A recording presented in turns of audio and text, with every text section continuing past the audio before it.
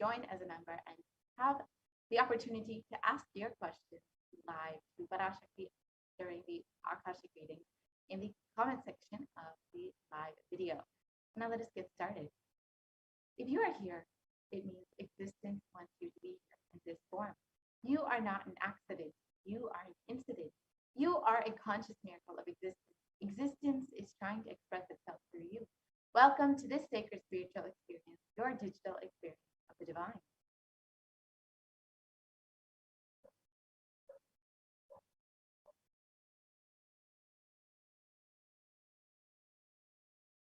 This may be what you think as your first time in the presence of a divine cosmic being, but this is not the first time this energy has graced the planet Earth. If you are watching this now, it is not a coincidence. This is a cosmic intervention in your life to make you manifest what you want.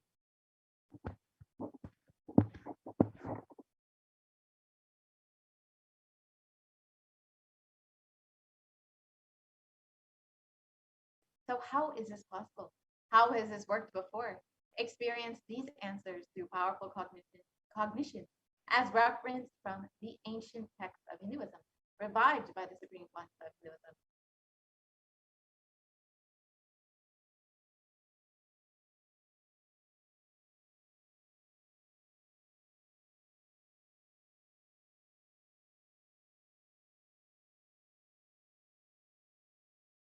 So let us understand who is Parashakti, the divine cosmic mother.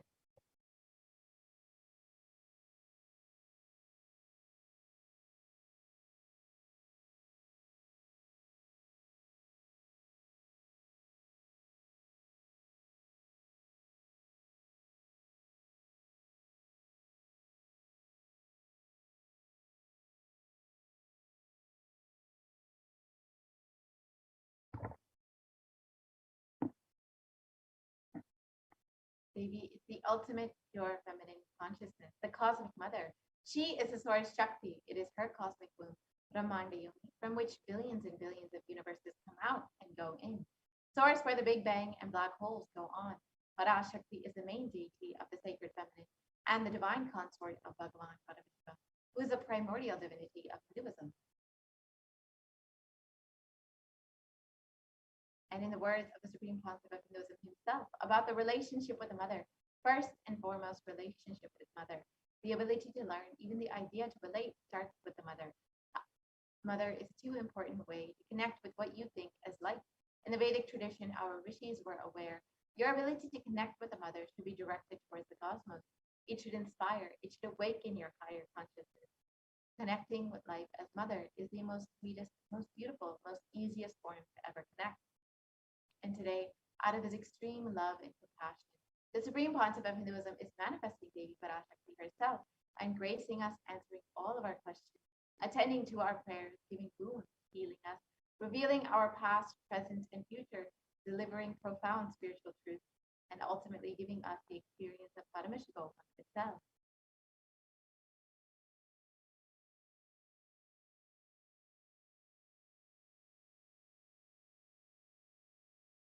So let us understand what is the BHAVASAMADHI darshan, which we will be experiencing today through the Supreme Concept of Hinduism.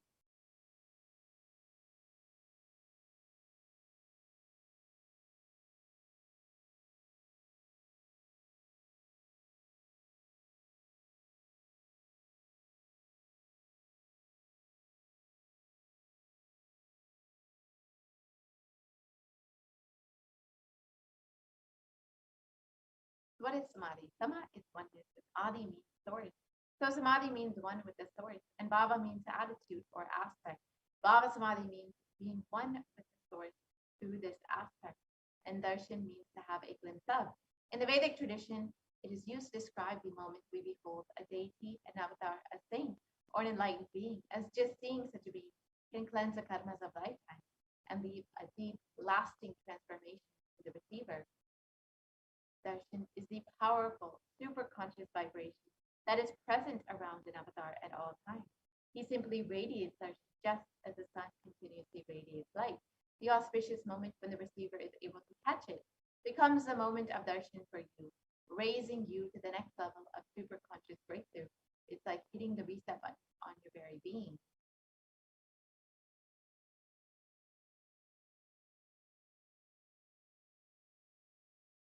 let us understand the science behind the BHAVASAMADHI darshan.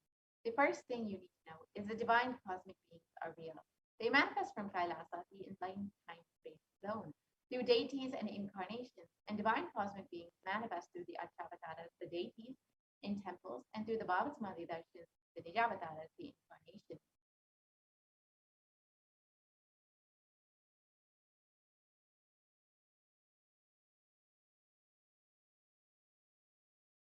BHAVASAMADHI darshan is the science of the Nijavatara, manifesting Paramashiva, the consciousness. It is where formless, the being of Paramashiva, expresses through the Divya Sharira, the light body, and manifests as the Nijavatara, the physical form, the embodied form, for us to experience that.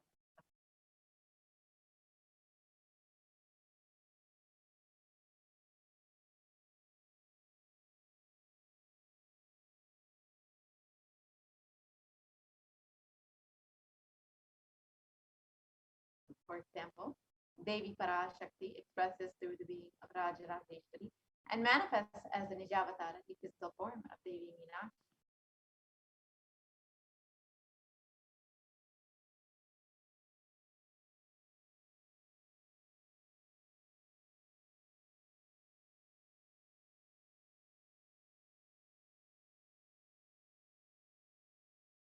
The Archavatara, the deity, reflects the consciousness and manifestation being of the superconscious energy. But human beings are not mature enough to receive these higher level experiences from the Archavatara directly. So the avatar, the physical embodied form, comes down to bridge the gap and creates the experience of the superconscious energy in all of us.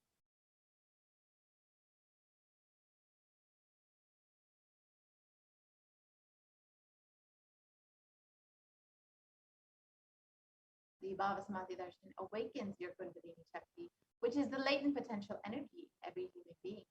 This influx of superconscious energy visibly slows down the aging process and improves immunity to disease. And during the darshan, the whole brain comes alive, turning into a superconductor of conscious energies that heals, empowers, and transforms our lives.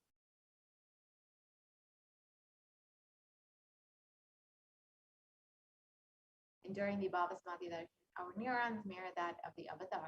The mirror neurons activate and process all the observed movements or information of the avatar just by seeing. That is, the entire body can silently and without moving perceive what is happening elsewhere through a process of direct observation, experiencing the superconscious energy radiated by the avatar.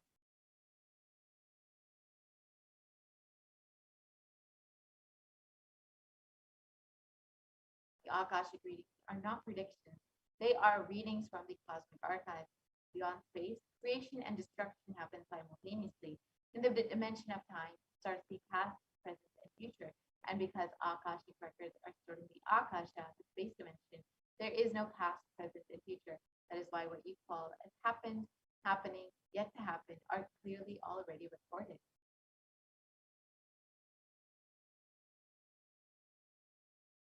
So now let us understand who is the supreme concept of who is manifesting Devi Parashakti for each and every one of us to guide us and bless us and to protect us during this pralaya. The supreme concept of Hinduism, Jagadguru Mahasanidanam, His Divine Holiness, Bhagavan Nithyananda Paramashivam, is the reviver of Kailasa, a macrocosmic ancient enlightened new civilizational nation. And the supreme concept of Hinduism is the 1008 incarnation of Paramashiva, recognized by his predecessors who are enlightened masters and adepts. The supreme concept of Hinduism has made the science of power manifestation, yoga, and temple-based universities as a lifestyle for humanity. And the supreme concept of Hinduism has been ordained as the 233rd Guru Mahasanidanam of the Kanchi Kailasa Sarvijnana, the Darde Mandala Adinam, has been coronated as the incumbent emperor of the Suri Vamshi Sarangi Samrajam, is the present 293rd Jagadguru Mahasanidanam of the Kailasa Shamala Pita Sarvijnana, is the present Mahamandaleshwar, the supreme spiritual head of the Mahanirvani Akada, the largest apex monastic order. And the supreme concept is also the 1008 Acharya Mahamandaleshwar of the Atalakada. present 23rd Guru Mahasanidana of the Dharma Mukti Swarga Paradina, and has been elected as the Supreme Pontiff of Hinduism by a congregation of over 1,000 Hindu leaders or pontiffs. And the Supreme Pontiff of Hinduism is revered as a teacher of Hinduism, the most prolific, most viewed, read, and watched, and has authored over 300 books in 3 languages, English, Tamil, and Sanskrit, which have been translated into 50 languages with over 1,000 titles. And the Supreme Pontiff of Hinduism has over 20 million copies of books and articles sold, read, and downloaded, and has over 10,000 hours of discourse delivered, has enriched and enriched over 1 billion lives digitally, and is respected as a commentator of all sacred scriptures, such as the Upanishads, the Bhagavad Gita, the Shiva Sutras, the Brahma Sutras, the Yoga Sutras, the Ashtavakra Gita, the Jain Sutras, and many more. And the Supreme Pontiff of Hinduism is revered, is honored as a leader of Hinduism, the most awarded, internationally recognized Hindu leader, is the reviver of 108 ancient Hindu sampradayas, including the Rudrakanyas, Rudras, Shis, the Chikas, Bhairavas, Bhairavis, and Sanyas, and is the establisher of the world's largest Hindu university, Kailasa Nithyananda University, with satellite campuses in 150 countries, and is the establisher of 1,000 plus Kailasa enlightenment ecosystems, and the founder and reviver of over 100 Satyamitas, and the collector of the largest Hindu library in the world, with 1 million books, 1 million Talmud scriptures, and over 20 million digital books. Now with this, we'll be entering into the demonstration of the extraordinary powers, the extraordinary Shaktis of Paramashivoham Parashakti, demonstrated by the initiated disciples of the Supreme Pontiff of Hinduism, the Nithyananda Yogis, and the Nithyananda Gurukul Balasans. So before this, let us understand what is the science of Diksha. Diksha is the direct transfer of energy from an avatar through initiation. So let us understand this science.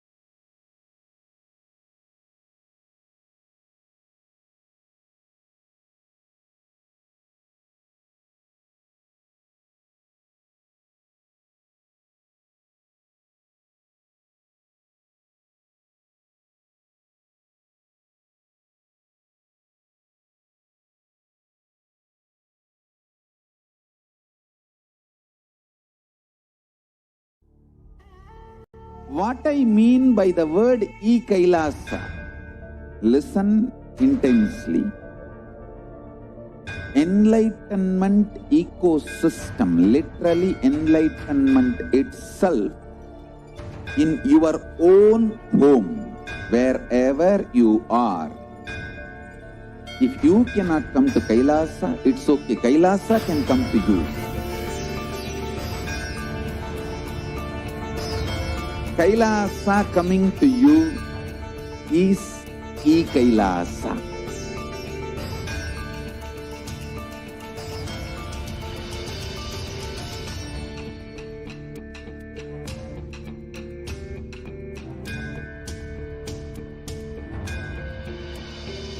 I will revive Hinduism. I am a Hindu revivalist, not by any revolution, but by evolution.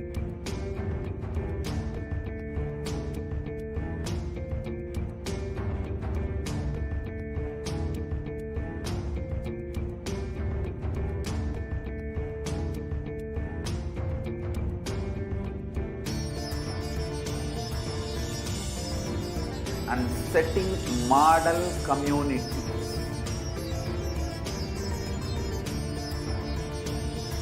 Kailasas, enlightenment ecosystems, Sarvanya Pitas all over the world.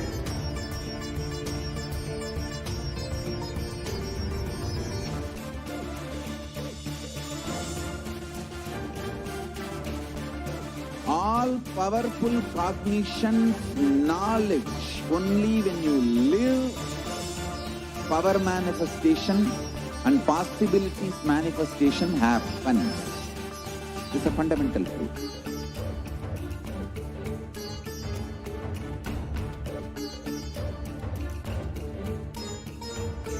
Hinduism cannot live exclusively as one sampradaya. No.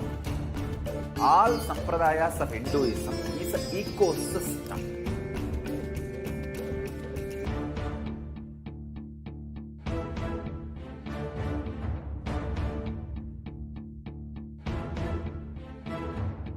So don't keep quiet thinking that if one sampradaya is attacked, only that sampradaya is going to be affected.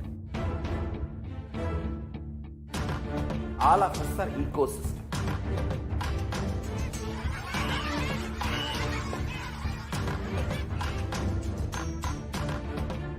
I invite all of you to get involved and enjoy Hinduism by the principle of Dharmo Rakshati Rakshitaha. When you protect Dharma, Dharma protects you. We will make the whole planet flourish spiritually. The spiritual prosperity will happen to the whole planet. We all have to coexist together.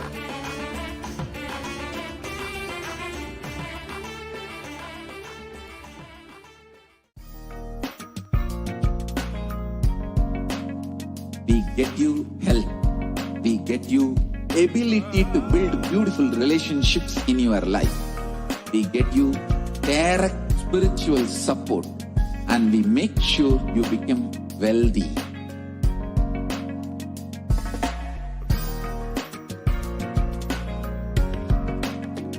We won't stop giving you just good life. We will literally not stop till you live enlightened life. Manifesting the state of Paramashiva, space of Paramashiva, powers of Paramashiva, being of Paramashiva.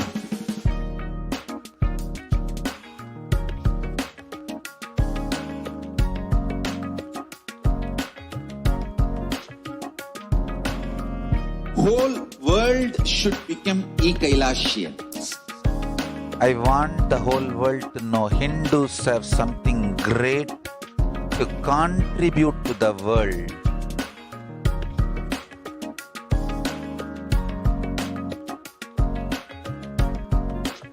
We have something great to contribute to the world. Let us do that.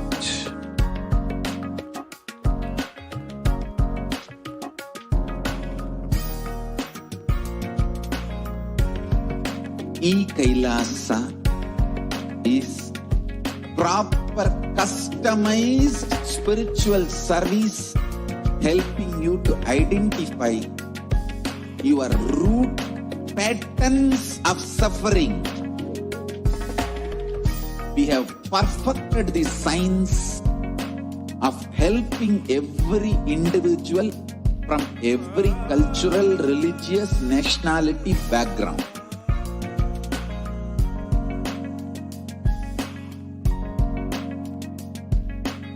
You will have lowest reactionary assumptions, highest awakened response, alive response for life continuously.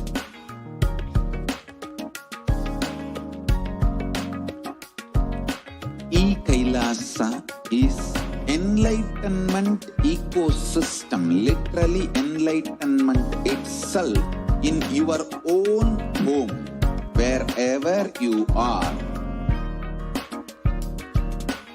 Proper customized spiritual service helping you to complete with your life negativity, withdrawal from life, self-hatred, self-denial, self-doubt, so much of tiredness, laziness. We can support you aligning your diet, your attitude, your aptitude, your understanding about life.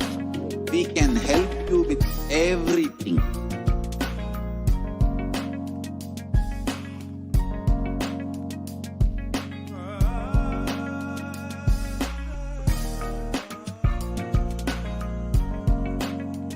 If you are interested in enlightenment, we will immediately bring this to you. If you are not interested, we will explain the whole science, inspire you and make you interested in enlightenment science. We need to cater this enlightenment science to the whole world wherever they are, because enlightenment is the birthright of all human beings. Kailasa is responsible to provide that to all human beings.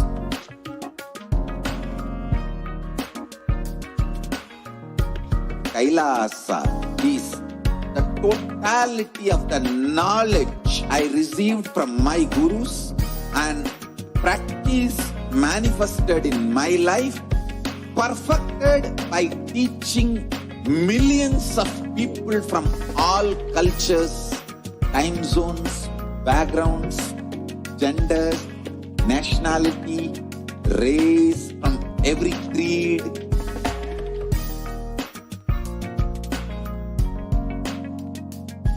So this absolutely perfected knowledge available to you, served to you in your home, without even you moving out of your couch, free of cost.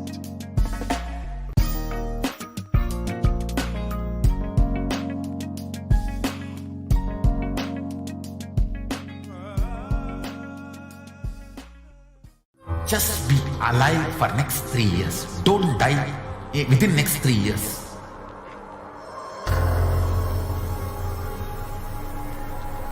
Just don't die within next 3 years. Be alive. Somehow be alive. I'm working sincerely. I will reach you somehow. Somehow I will reach you. It's my commitment to humanity.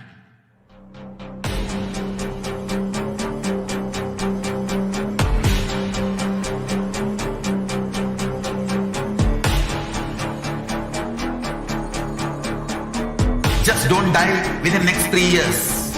I will reach you wherever you are, whichever corner of the world you may be. I will reach you with enlightenment. You manifesting the space, state, powers, being Paramashivoham. It is possible, and it is possible for you.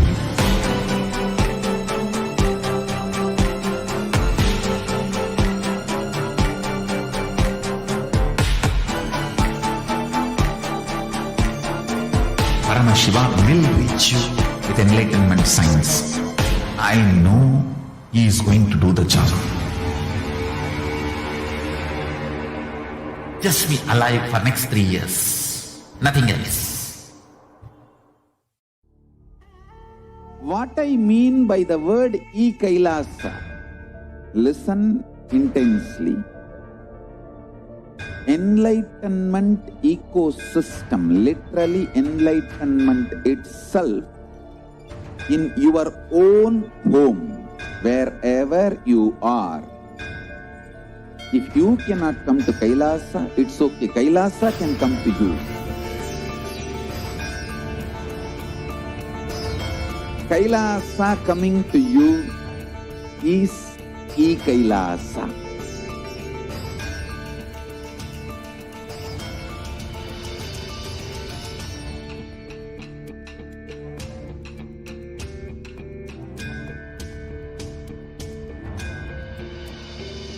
I will revive Hinduism.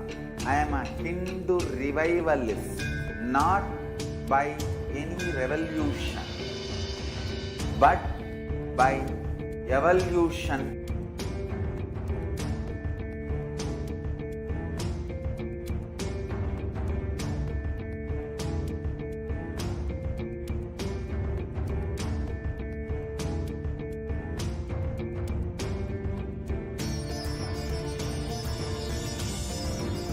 And setting model community.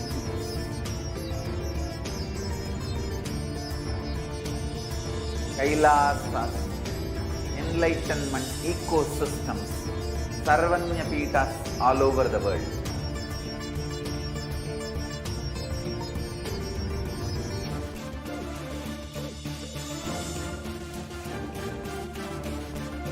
All powerful cognition, knowledge, only when you live, power manifestation and possibilities manifestation happens. It's a fundamental truth.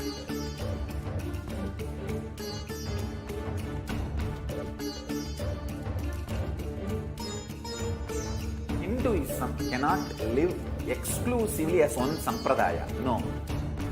All sampradayas of Hinduism is an ecosystem.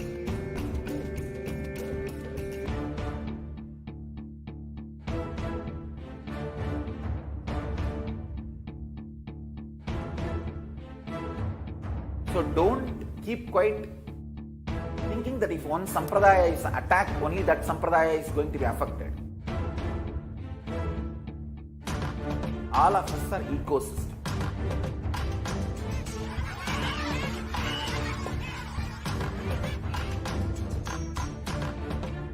I invite all of you to get involved and enjoy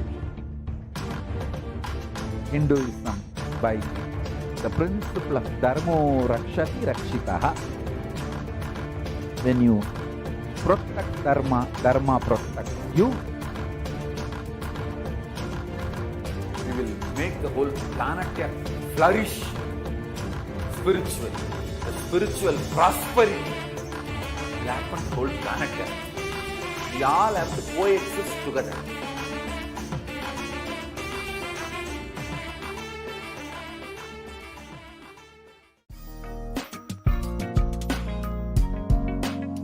We get you health. We get you ability to build beautiful relationships in your life. We get you direct spiritual support, and we make sure you become wealthy.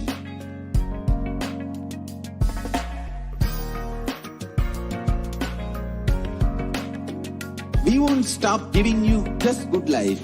We will literally not stop till you live enlightened life. Manifesting the state of Paramashiva, space of Paramashiva, powers of Paramashiva, being of Paramashiva.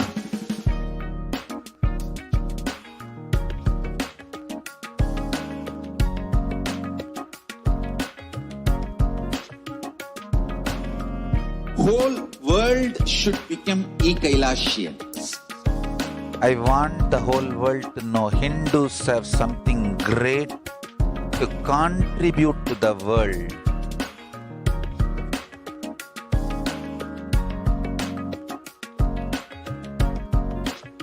We have something great to contribute to the world. Let us do that.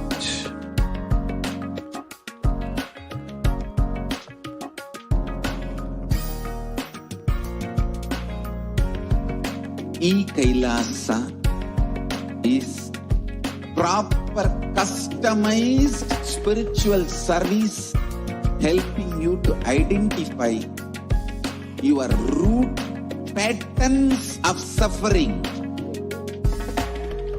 We have perfected the science of helping every individual from every cultural, religious, nationality background.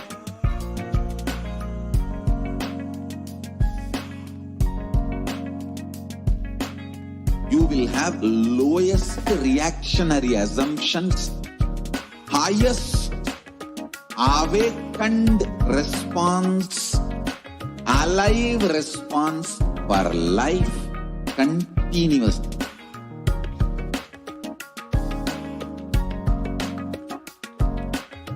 Kailasa is enlightenment ecosystem, literally enlightenment itself in your own home, wherever you are. Proper customized spiritual service helping you to complete with your life negativity, withdrawal from life, self-hatred, self-denial, self-doubt, so much of tiredness, laziness. We can support you aligning your diet, your attitude, your aptitude, your understanding about life. We can help you with everything.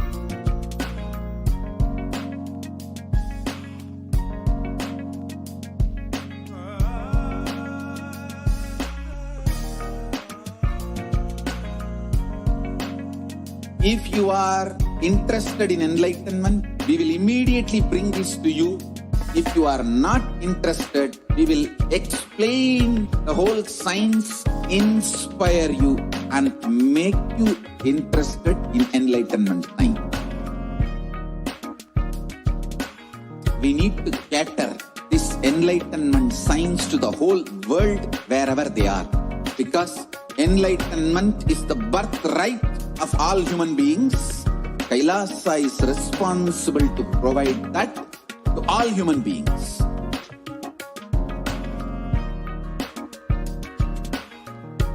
Kailasa is the totality of the knowledge I received from my gurus and practice manifested in my life, perfected by teaching millions of people from all cultures, time zones, backgrounds, genders, nationality, race, from every creed.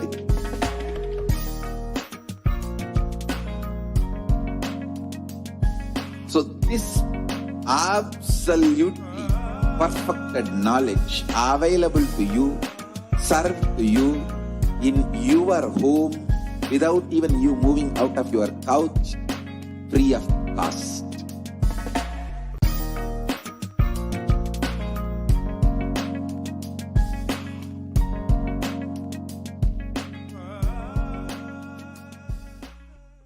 Just be alive for next 3 years. Don't die within next 3 years.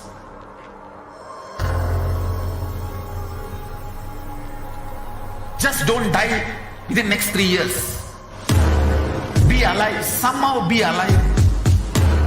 I'm working sincerely. I will reach you somehow. Somehow I will reach you. It's my commitment to humanity.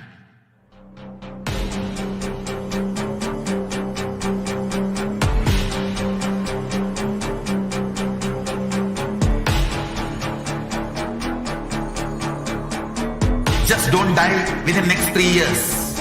I will reach you wherever you are, whichever corner of the world you may be. I will reach you with enlightenment. You manifesting the space, state, powers, being Paramashivoham. It is possible, and it is possible for you.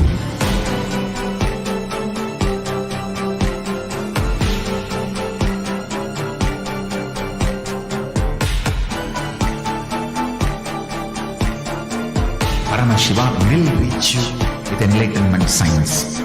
I know he is going to do the job. Just be alive for next 3 years. Nothing else. What I mean by the word Kailasa, listen intensely. Enlightenment ecosystem, literally enlightenment itself, in your own home, wherever you are. If you cannot come to Kailasa, it's okay. Kailasa can come to you. Kailasa coming to you is Kailasa.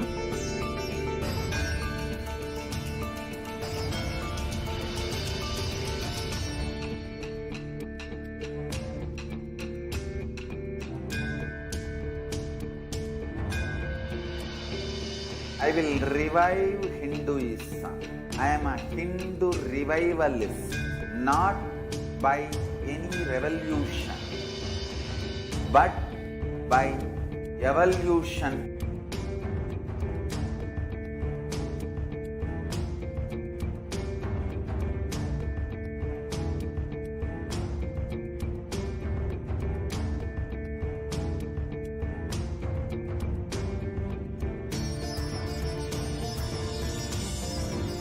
And setting model community.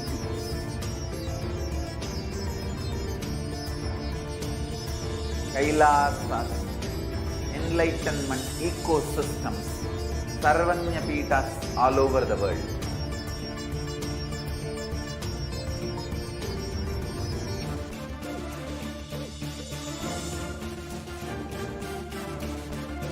All powerful cognition, knowledge, only when you live, power manifestation and possibilities manifestation happens. This is a fundamental truth.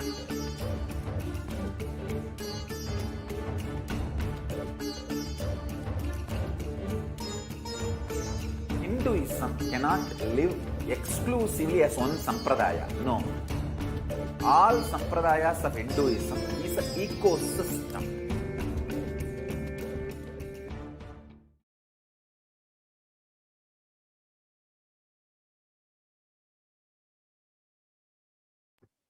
Nityanandam, welcome back to your viewers. So now we will be entering into the manifestation of the extraordinary Shaktis. We'll understand first what are the Shaktis and how will we be able to manifest these Shaktis at the end of this program.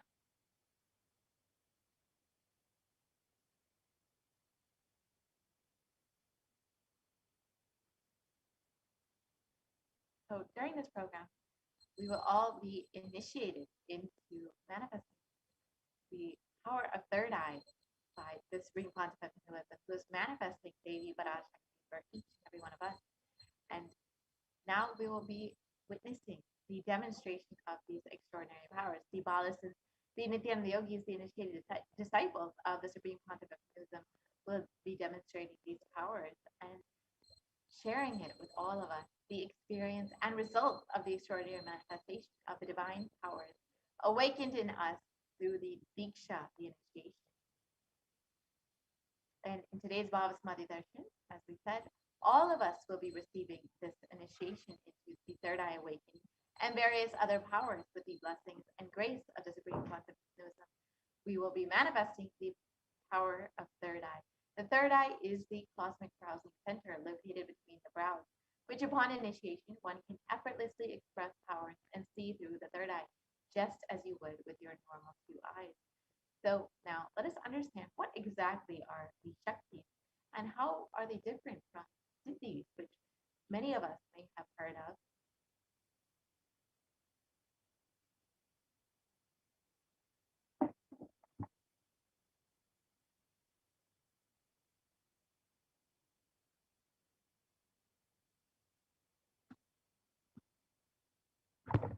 In the Veda Agamas, the source scriptures of Hinduism, Paramashiva reveals in elaborate detail that every human being is hardwired to be able to manifest 463 plus extraordinary Shaktis or divine powers.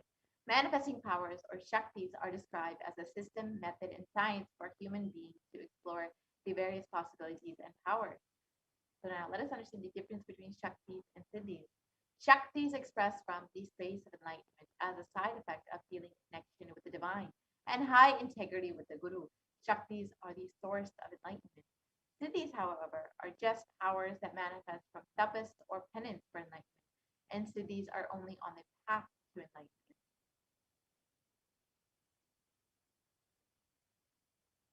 And the Shaktis of Paramashiva manifest through ordinary human beings in an extraordinary way after initiation from the avatar. Shaktis are permanent. Siddhis, however, are not permanent, and they may divert you from enlightenment.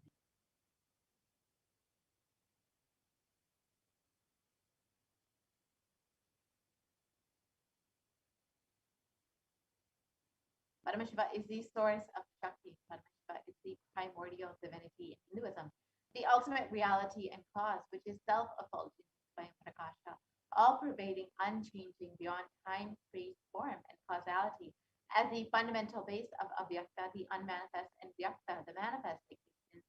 He performs the Panchakrityas, or the 5 cosmic acts of Srishti, creation, Siddhi, sovereign rulership, and maintenance, Samhara, rejuvenation, Throbhava, pulling out of delusion, and Anugraha, liberating grace for all living beings. And the Supreme Pontiff of Hinduism is the incarnation, 1008 incarnation of Paramashiva, and the reviver of Kailasa. Ever since the beginning of the civilization, the Sanatana Hindu Dharma has been the cradle of enlightened beings and highly advanced sciences. It was where the science of enlightenment was taught and shared with the world. And now, for the first time in modern day, the Supreme Pontiff of Hinduism is reviving all of these sciences and sharing it with the world. The knowledge and science of manifesting these Shaktis are passed down from one generation to the next through the Diksha or initiation by the enlightened Gurus. The Supreme Pontiff of Hinduism, being recognized as an incarnation at a very young age, was trained and taught these sciences.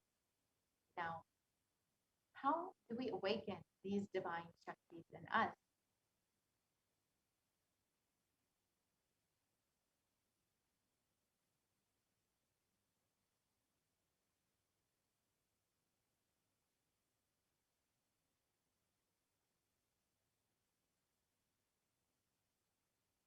Manifesting Shaktis. For every ultimate truth, jnana, mapped into your consciousness, prajna, manifests as possibility and power of every being, prajnana.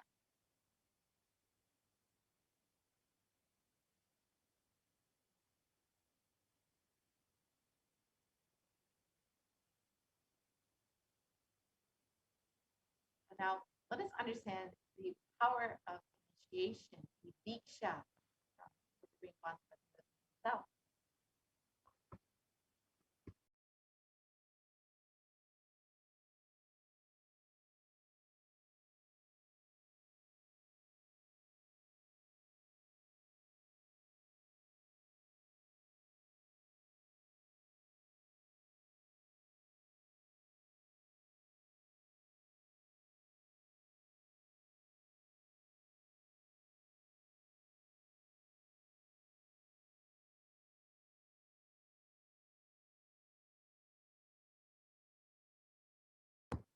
So these powers are authenticated through 4 aspects of evidence: the Shastra Pramana, the Apta Pramana, the Atma Pramana, the Pratiksha Pramana. The Shastra Pramana is the reference from the source scriptures, and the Apta Pramana is the time-tested and foolproof science verified by the rishis and Vedic scientists, and the Atma Pramana is the account of the Supreme Pontiff of Hinduism, this millennium's avatar. And the Pratiksha Pramana is the experience of the experimental observations done on these sciences. And the Vedagamas are a living applied science. The Vedas are the ultimate superior authority for Hindus. The Vedas are pure science where the ultimate truths are explained. The Agamas are the scriptures where the applied technology, the applied science is expanded. The Vedas and the Agamas are So now let us get to witness a very unique and exciting demonstration of the power of third eye.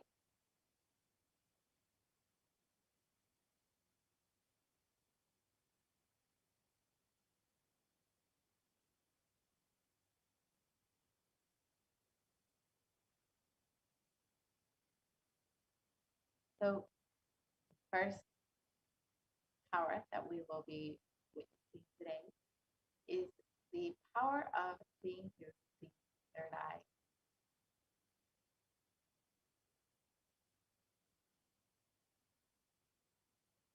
So all of us will be initiated into these extraordinary powers, and the very first power that the Supreme Pontiff initiates everyone is the power of the third eye. And the scriptural reference to manifest the powers of the third eye describes that by fixing the mind on the inner space with the crown center sitting stably without any movement, having the eyes closed in succession, by that stability of the mind, the inner space through the power of the third eye, one directly sees the ultimate goal, the Laksham, and the Apta Pramana, where Krishna initiates Arjuna into the power of the third eye, describes Bhagavan Krishna says to Arjuna, but you cannot see me, my cosmic form, with these physical eyes of yours. Therefore, I grant you divine third eye vision. Behold my cosmic opulence.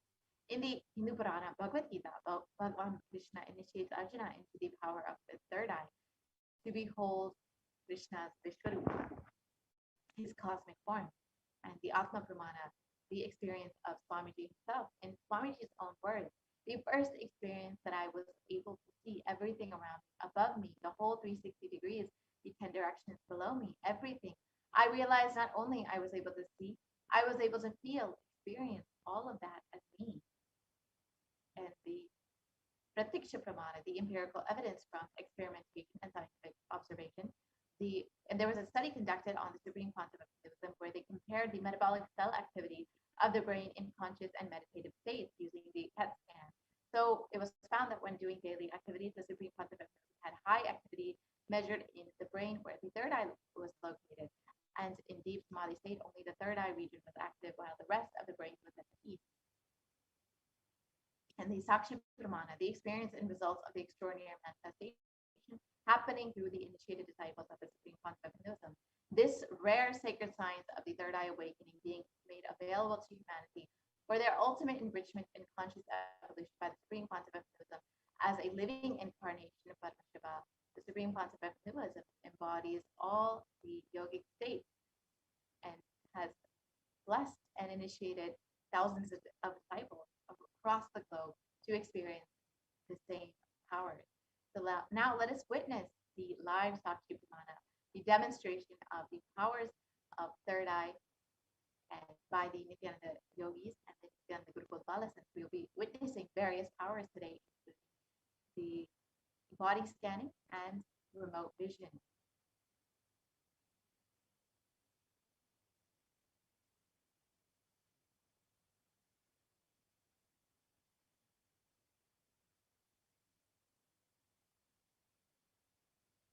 So let us understand the scriptural references for the power of body scanning. In this power of body scanning, one awakens to the ability to scan illnesses, diseases, medically diagnosed issues, and provides solutions through the awakened third eye.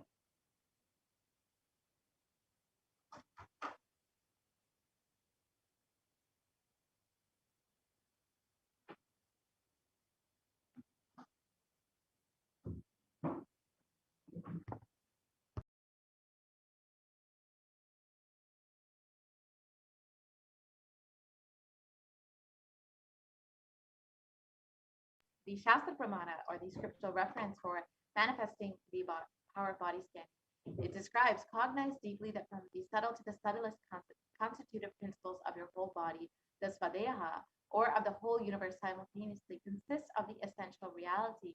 They are being absorbed in the source cause, Paramashiva. By the experience of such restful awareness, one becomes complete from all thoughts, and the ultimate universal divine power, Paradevi, Adi Shakti, is revealed, and the supreme power manifestation happens.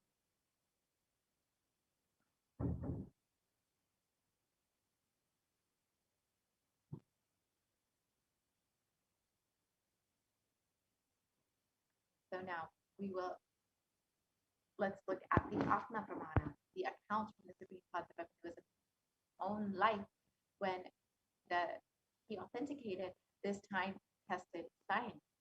The Supreme Concept of Hinduism on the 22nd of December 2019 revealed how Swamiji used the power of body scanning. And there are many references, Sakshi Pramana, the experiences and results of the extraordinary manifestations and happening of these powers through the initiated disciples of the Supreme Concept of Hinduism. You can see just a very few of these powers posted about the manifestation of these powers posted on Facebook. We will also have the opportunity to witness the power of remote scanning as well.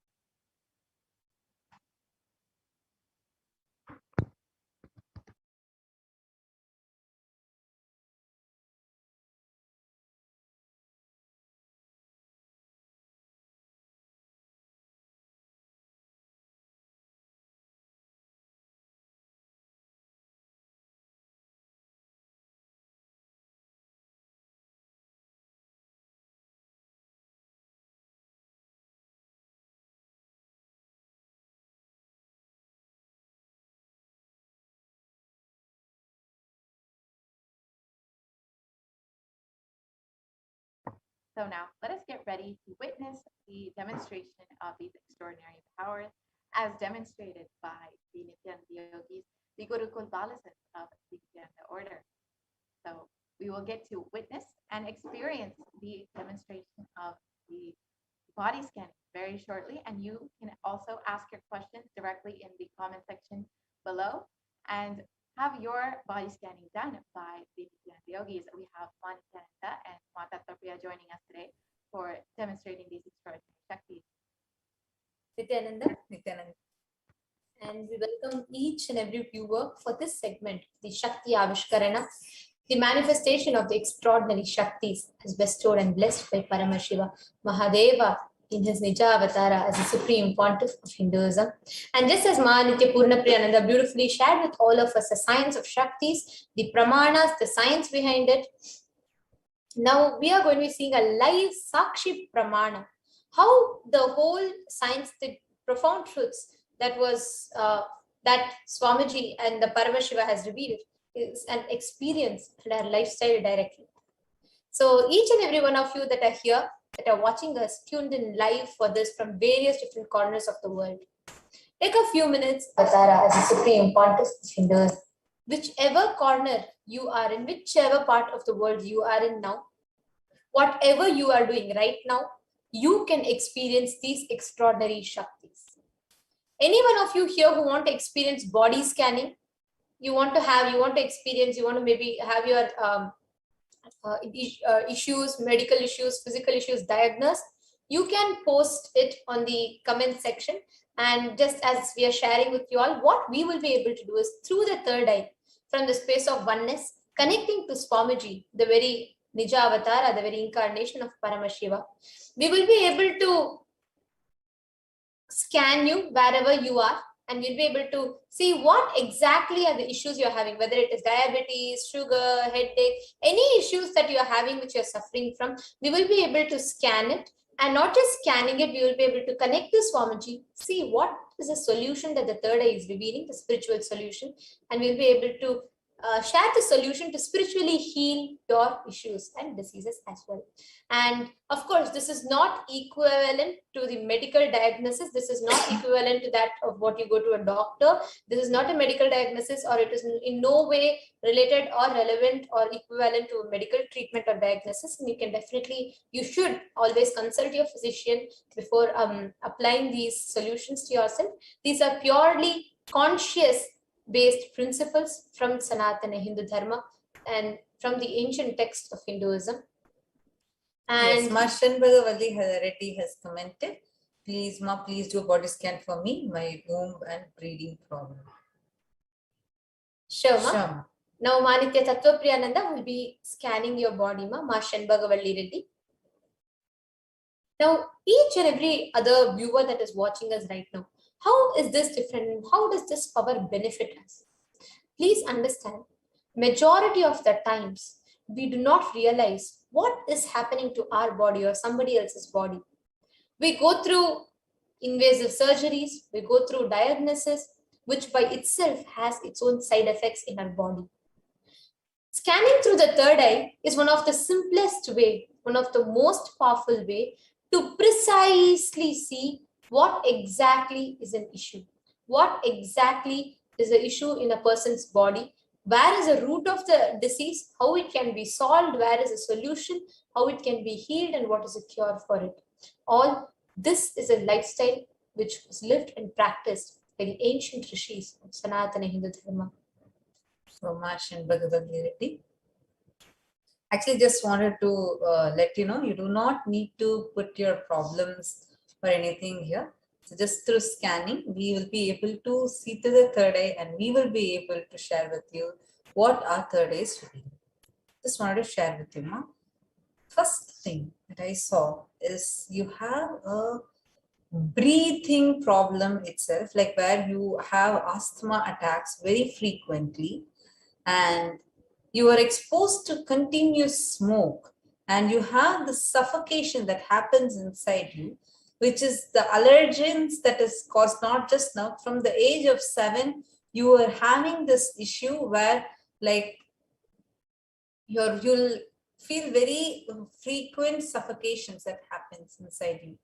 And this is like, you will observe this very frequently happening to you, where whenever like any either air pollution outside, or whenever you are feeling suffocated about you, especially where you feel overpowered by someone outside, when you feel either they overpower you or they bully you or like they put you down, when you feel low, when you feel that low mood happening inside you, you'll start seeing, you'll start suffocating. The same thing will reflect in your breathing pattern also. This is the first thing. Second, I see that your uterus is loose, like you have a problem in your uterus, where the uterus is loose, and not just that, you have there is a small cyst that is developing towards your left fallopian tube. So this is what was revealed, Ma, and you will see that this is affecting directly your mood swings, and you will be seeing that there will be a lot of hormonal imbalances happening in your system. Very frequent breakouts you'll be getting. As an effect of that, you will get very frequent breakouts on your face, and you will also see that there is a weight gain and fluctuation that very frequently happens in your weight, and there's an appetite loss that has happened to you, but the crave to eat more will be there, but you will not actually feel hungry. So these are the things that I was able to see, Ma. And I'm also seeing this is directly also connected to a dry skin issue that you're facing like very frequently in your hands. So this is directly connected to your respiratory system, and because the lungs are weak, because of constant inhalation of smoke and polluted air. It is not that you are smoking or anything, but you are in an ambience where you're constantly, that air is entering inside. And from the age of 7, you have been exposed to such atmospheres very frequently, but your lungs is not able to take in that load. And that is the reason you will be experiencing very frequent wheezing or asthma attacks that is happening to you. So you can see, if you're able to relate with what is being told, you can put it in the comment section. Ma Shanbhagavali Reddy, please do get back to us. And not just this, if you also see, there is a problem in your lower stomach itself. Very frequently, you will feel like the kind of like a heaviness, and like your whole energy will feel drained. Especially whenever you go through the menstrual cycle, you'll have a lot more extreme pain that happens, and like lot of fatigue and tiredness that you'll be experiencing in your system. All this is because of the hormonal imbalance that has happened.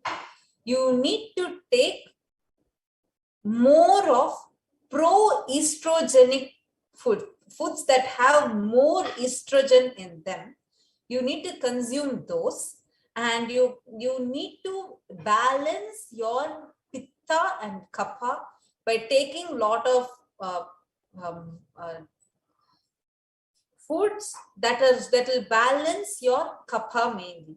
And you need to start, these are all the solutions that are revealed in third eye. These are not any doctor advice or any medical advice. These are only the solutions that are revealed in third eye. You can consult your physician and then you can start the practice of it. So these are only the suggestions that we are telling. And you need to start including lot of tulsi and neem leaves in your diet. Neem leaves will directly help you. You need to take it inside as neem juice, neem tea, something like that, as well as apply it on your skin.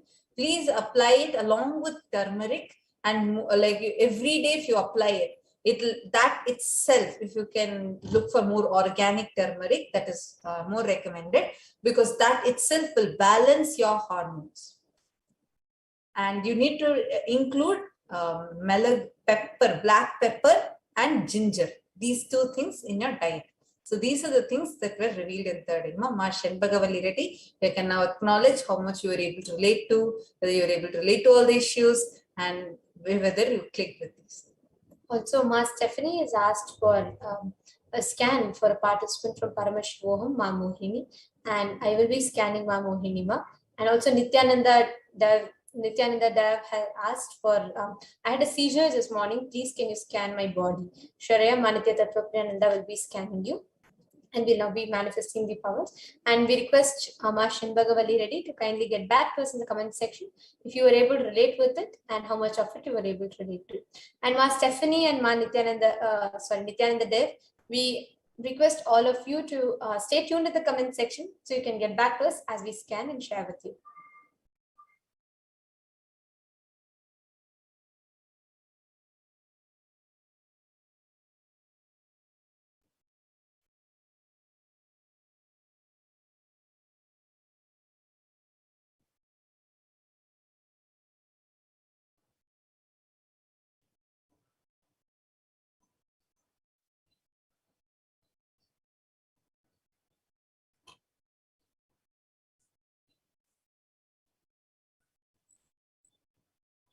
Ma Mohini, what I saw for you is, Ma, actually, if you see in the recent past, you are losing weight. There's a lot of weight loss happening in the body, which is not healthy, and unhealthy weight loss, which is not it is not like visible, but how much ever you consume food, you're not able to, that is not actually being absorbed into your body. That's the first thing that I saw. The second thing that I saw is, Ma, one thing that I noticed the moment I just scanned you, Swamiji just showed me your left elbow. Actually, your elbow region, your left elbow, there is also a scar or a mark or a mole there on the left side in your left elbow. And I also saw that the calcium, there's a deficiency of calcium in your body, which causes a lot of weakness in your bones. This is the first thing that came to me. And actually, whether you may eat a lot or not eat a lot, you may be dieting also, whatever you're doing right now, what is happening in your system is loss of healthy weight in the body. The right muscles is losing its weight. The fat is not dissolving, but the muscle is losing its weight. And this has been continuously happening, because of which the right absorbed nutrients in your body is not, the nutrients in your body is not getting absorbed completely. And if you see, Ma, your the excretion, the metabolism and the excretion that happens in your body, it doesn't happen, the cycle is not proper. The especially in kidney. So what I saw was in kidney, the filtration that is supposed to happen, where one particular nutrient is supposed to get absorbed and a waste separation is supposed to happen. And instead of that, there is that process is not properly happening, because of which there's a lot of good nutrients in your body which is not getting collected into your system, which is getting lost. And same way, Ma, one more important thing that I saw is, even if you maybe even if you can go and verify this with your doctors, physicians, and get a medical checkup also, there are unhealthy worm or I saw something which some bacteria in your stomach, which is eating up your healthy. One is the healthy food, the nutrients in your stomach, and also there is a buildup, some buildup that's happening in your stomach, some bacterial buildup which is happening in your stomach, which causes lot of burning sensation in your throat, stomach. You'll feel like it is heat. It is heat in your body which is causing it, but there's a bacterial buildup. And if you drink neem juice, and if you every day, if you drink neem juice and apply castor oil in your navel, this you will have a huge, you will immediately see a huge impact. There'll be a huge change. That ulcer, without having ulcer, that burning sensation that happens in your stomach and in the throat will be completely healed. So this is the main thing that I saw. And the whole thing is that it is not the problem with food it as such, but mainly the problem is with your kidney and the bacteria that is forming in your stomach. This is causing the whole reaction, a series of reaction that is happening in the body. And it is not because of heat. Actually, in your body, heat is not causing the problem. It is this bacterial infection that I'm seeing in the stomach, which is collecting some, it is forming a layer, or it is collecting some, a layer of bacterial thing is being formed in your stomach, which needs to be attended immediately. So this is what I saw, Ma, and you can, Ma Mohini, you can get back to me if you're able to relate with this. And Ma Shanbhagavalli Reddy has gotten back saying, yes, Ma, very true. Thank you so much. Ma Shanbhagavalli, you can actually even post as so many details were revealed. You can say which how each of those you are able to relate to also. You can tell, Ma. And Nithyananda Dev, I scanned you. What I saw was there are 4 nerves that are crossing at a particular point, and the signals are going mixed. But the whole thing that is happening is because there is a part that you are going away from your Guru Bhakti. What was revealed to me was there is a confusion and an inner conflict, inner contradiction that is happening inside you, where instead of standing towards your Guru Bhakti, instead of holding on to that, there are a few parts in you which is going life negative and going towards the negative side. Just be ferocious with that part of you and intensely pray to Swamiji, intensely connect back to your Guru Bhakti. That Guru Bhakti is powerful enough to be completely healed. Not just this, if you would have observed, you would have always had, like for the last 1 week, you would have been experiencing your right eye constantly pulsating. And you would have also seen like there is an imbalance, forgetfulness that is happening in you. Many times you'll be talking statements and in half, you'll suddenly forget what you were talking.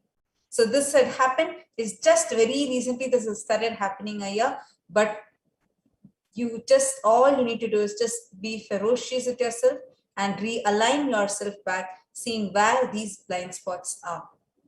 So this was the exact thing that was revealed to me, Ayya. You can post in the comment section if you are able to relate with this. And Ma Lalita, I was able to scan you, Ayya. And what was revealed to me was this whole gender confusion that you are experiencing right now. It has only intensified, you are saying from the Navaratri, but actually it is happening for more than 3 years now. This identity confusion that is happening inside you. You just need a very intense healing from Mother. Have the Parashakti picture of Swamiji in your bedroom and just put, if possible, if you can just keep it right next to your pillow, have that placed over there and visualize you're sleeping on the cosmic Mother's lap. Do this for 21 days and watch the gender satsang that Swamiji revealed about the 11 genders and just meditate or just pray to Swamiji. You will see in 21 days, this whole inner unsettlement that you are facing will be completely settled. And also another thing that is revealed was for you to ask Devi Parashakti's blessing whenever Parashakti Darshan happens. Also do ask her blessing. And Shankar Ghimireyaya, I did scan Ma Sunita. So Ma Sunita is having two problems connected.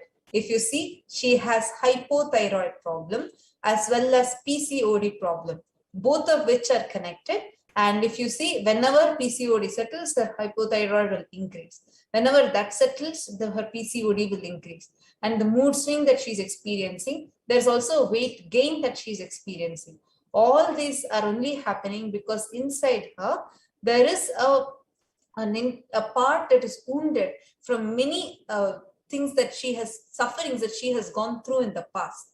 And that is reacting in the body like this. You will also see that she'll very frequently have headaches as well as joint pain, especially in her knees.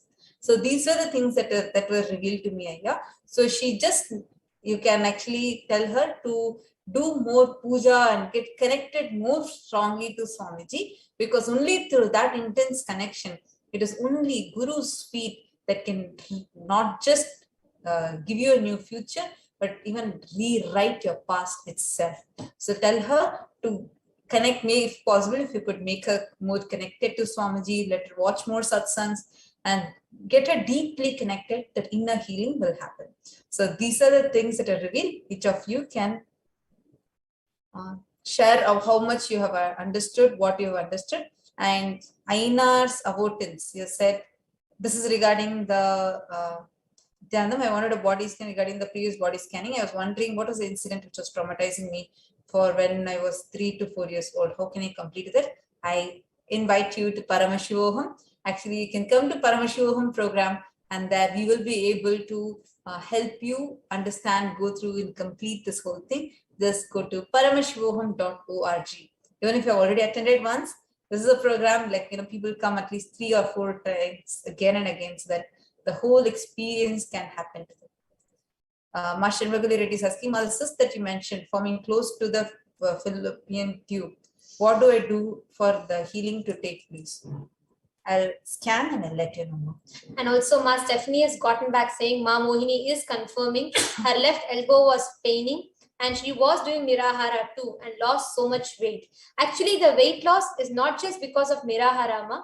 The weight loss is because of this bacterial infection which is happening in the stomach. So please do consume this. Please do have, and okay, she's put, her stomach is paining since 2 weeks now. And she asked, what about her eyes? Yes, the stomach pain that you're saying is that this is just exactly this bacterial infection, Ma. So please do this. And Ma Mohini, please be assured every other problem is rooted on this. So your eyes will get healed, simply get healed if you attend to your stomach. It will become so clear. Apply castor oil in your navel, Ma, and have every day, have neem juice at least 2 times. Every day you must have neem juice at least 2 times. And you can have more number of times, but minimum at least 2 times have neem juice. And take haritaki and clean your system. That bacteria needs to be flushed out. The moment that bacteria is flushed out, your stomach pain will stop. Your weight loss, unhealthy weight loss will simply stop. And you will see, even with Nirahara, you will be able to balance your weight the moment that bacterial infection is cleared. Ma Shanbagavali Reddy, what I was able to see is, Ma, when you were around the age of 3, your mother had taken a vow to your Kuladevata, who is a female deity, means a Devi energy, and that was not fulfilled. So that karma is only sitting in your uterus, and that is only creating these issues. So you can pray to Devi Parashakti. More than this, actually, with third eye, we cannot rewrite your future, rewrite anything. Please do post this message to Swamiji in Devi Darshan and get the direct blessings of Devi Parashakti, and that will help you. And Shankar Ghimire has posted, thank you, Ma. I'm trying to connect her more and more to Swamiji. We were trying to do a pregnancy program. It was not working on Kailasa. Is there any place I need to see? Sure, Aya, we will get you connected. You Shankar can just email can... to contact@kailasa.org. Also, Aya, you can also post how you felt about the scanning, what if you're able to relate with all. And Lalita is saying, very accurate, Ma. This has been happening for 3 years. I have been chanting Lalita Sahasranam before bed and connected with her for a long time. But for some reason, the final healing never happens. So you can just do the solution that the third eye revealed, and you can it will be helpful for you. Thank you so much. Hope all of you enjoyed this, and we'll be coming daily for the different power manifestations will be happening, and you all can log in at 2:30 a.m. Indian Standard Time, and you'll be able to experience it. Thank you, Nityananda. Thank you so much for that wonderful demonstration. Now, I hope all of you have the opportunity to experience this for yourself and enjoy this beautiful demonstration of the power of body scanning. And if you would like to join us again tomorrow at the same time, you can experience these powers once again. Now we'll be entering into this next segment where we will understand who is Devi Parashakti and how we can connect with Devi Parashakti.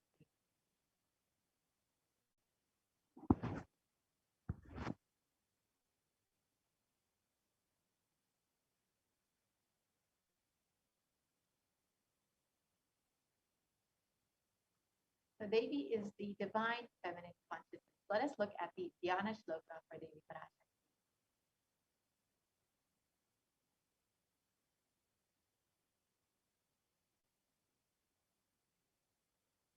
The Dhyana Shloka of Devi Parashakti describes from the Lalita Sahasranama, describes that the Divine Mother is to be meditated upon as shining in a vermilion red body, with the triple eyes sporting a crown of rubies, studded with the crescent moon, a face all smiles, a splendid bust, one hand holding a jewel cup brimming with me, and the other twirling a red lotus. And it continues on. I meditate on the great Empress. She is red in color, and her eyes are full of compassion, and holds the noose, the goad, and the bow, and the flowery arrow in her hands. She is surrounded on all sides by power such as Anima. She is the self within me. Devi is the ultimate pure feminine consciousness. Parashakti is the cosmic mother. It is her cosmic womb from which billions and billions of universes come out and go in. Source where the Big Bang and black holes go on. Parashakti is the source Shakti, source energy, source power, from which all of us came, in which all of us are even now, in which all of us are going to merge. Out of her extreme love and compassion, Parashakti is manifesting through the Nijavatara of the Supreme Concept of Hinduism in order to guide us, bless us, protect us during this time.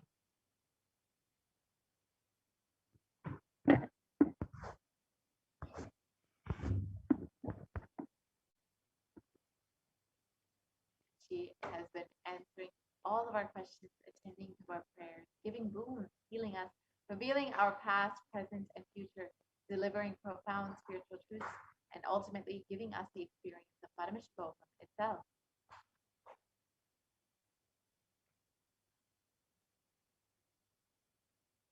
And in the words of Parashakti herself, describing herself, raising as Omkara, expressing as the Vedas and Atmas, blossomed as the Inkara, filled as Parashodasi, living in the 40 triangles, the Kailasa Swamini, who is the Kailasa Tripura Chintamani, Parashodasi, sitting as part of Paramashiva, Parameshwari, who rules the world, Paramashakti, Manonmani, Meenakshi, as Nithyananda, I took Nijavatara here to give good boon to everyone and to bestow all goodness.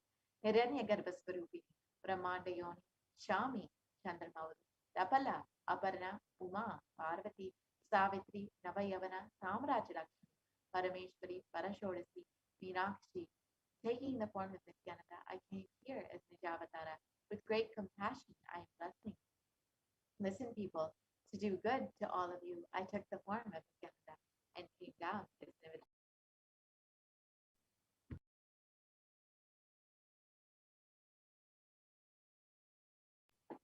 Raising in Omkara, blossoming as Shiva, Shiva manifesting as the source of existence, the powers of existence, the expression of existence, from the oneness of Om, blossoming into two as Prakriti and Purusha, blossoming as three Shaktis, Ichakti and Jnana, growing as the four Vedas, expanding as the five Panchabhutas, beyond the six chakras, filled as the Gotras of the seven Rishis, expanding as the eight directions, existing as the nine grahas, blossoming as the 10 Indriyas, being as the 11 Rudras, creating all the worlds, bringing life to hell and make truth blossom, and to do good.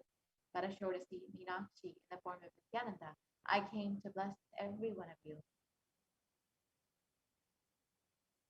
So how can we receive Devi Parashakti? In the words of the Supreme Concept of Hinduism, literally you are seeing Paramashiva and Parashakti at that moment. She is there in your screen, so always receive her very traditionally. Keep 2 betel leaf, 1 banana, 1 betel nut, and 1 coin in front of the screen. Watch Devi. That coin is considered to be the traditional dakshina. In the Hindu tradition, it can be even of the lowest value. In India, it can be even 1 paise. In the US, it can be even 1 cent. I am not trying to monetize. Keep even 1 cent. It is okay. So for 100 days, if you have darshan, it will add up to $1. In India, even 1 paise is okay. Offer that to Devi after the darshan is over. Do namaskar and eat the banana, the betel leaf, and betel nut. Take it as prasadam immediately. Collect those coins and send them to the LA temple. This betel leaf, betel nut may look too small, but in a few days you will see how much it adds to your sentiment that really she is there. You will not take the Devi darshan for granted. Rituals will break your monotonous, unconscious mentality and lifestyle and remind you and raise you to the powerful cognition. It will break your unconscious behavior.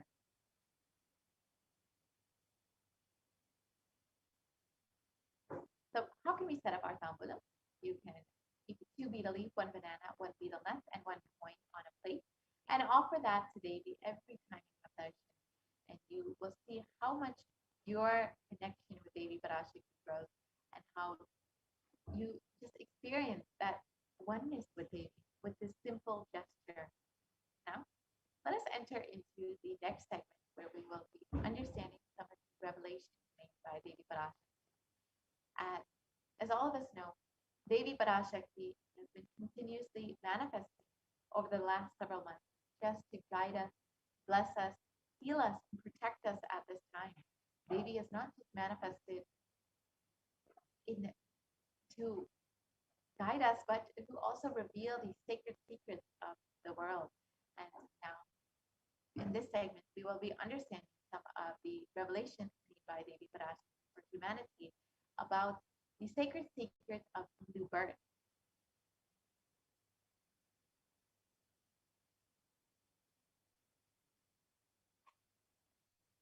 So, Devi Parashakti revealed about how the Hindu birth is the best of the best birth, the Uttamottama birth. So in this segment, we will be looking at these revelations and understanding what is the responsibility of Hindus. Devi Parashakti has revealed that we have been given this Uttamottama birth to protect Hinduism because we've taken the responsibility, we've given the commitment to protect Hinduism. So let us look at how we can protect Hinduism, how we can revive Hinduism, and what is our responsibility as Hindus. And as we are getting ready for this segment, let us, if you would like, you could take a few minutes to go ahead and join as a member of Kailasa's HDH Nithyananda YouTube channel.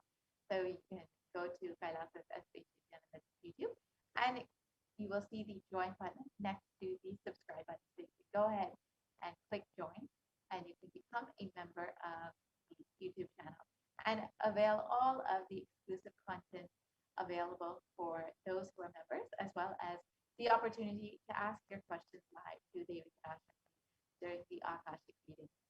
So now let us understand the revelations made by Devi Parashakti. Let's first watch the video of Devi revealing about the sacred secret of Hindu birth.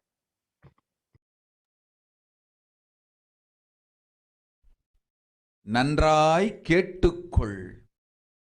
உன் கேள்விக்கு உன்மூலமாய் உலகெங்கும் இருக்கும் இந்துக்கள் எல்லோர்க்கும் அளிக்கின்றேன் உத்திரம்.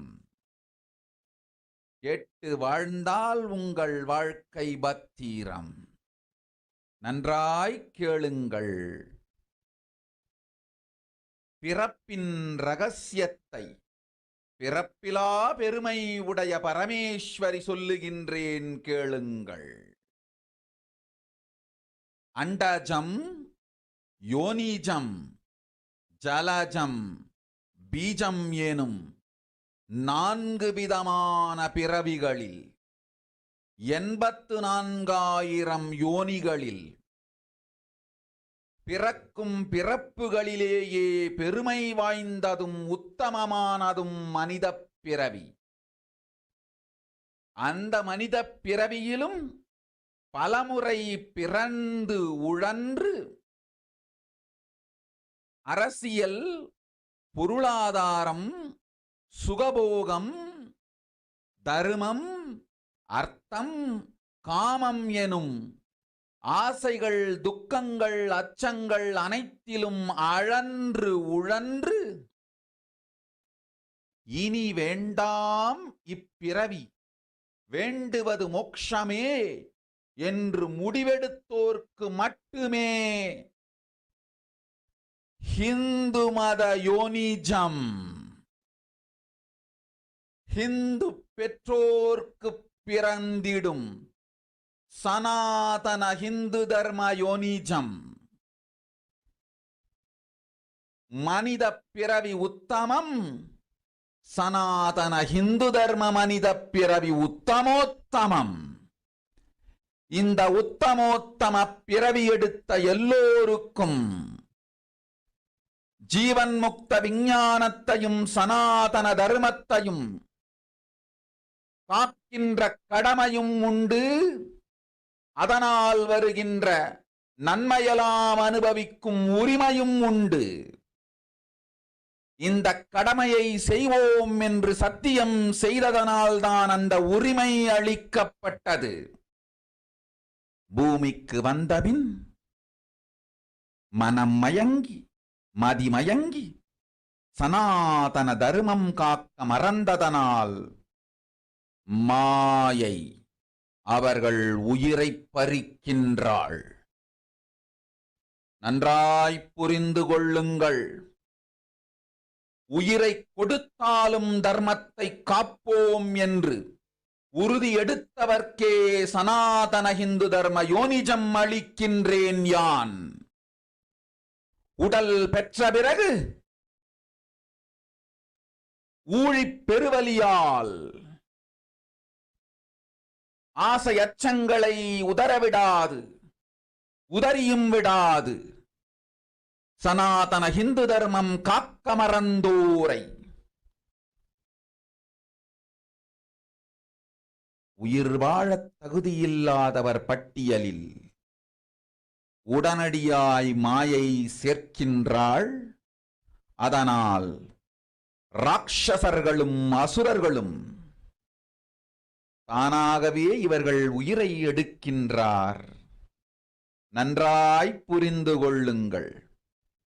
உயிரை கொடுத்தாலும் தர்மம் காப்போம் என்று நிற்பவர்க்கு நிலைத்திடும் வீரஸ்வர்க்கமும் கைலாச பதவியும், எக்காரணம் கொண்டும் தர்மம் காக்க மறந்த உத்தமோத்தம ஜனனமான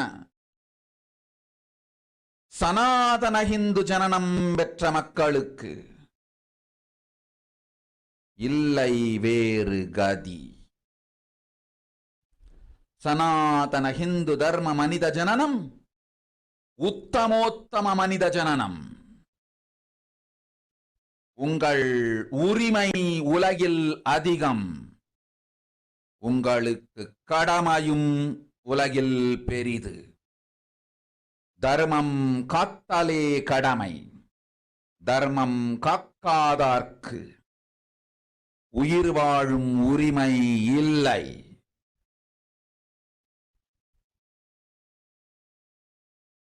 நன்றாய் புரிந்து கொள்ளுங்கள்.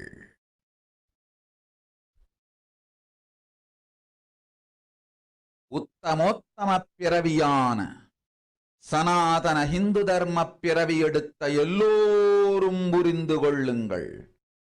உங்கள் வாழ்வின் முதற்கடமை தர்மம் காத்தல். தர்மம் காக்க தர்மம் உங்களை காக்கும்.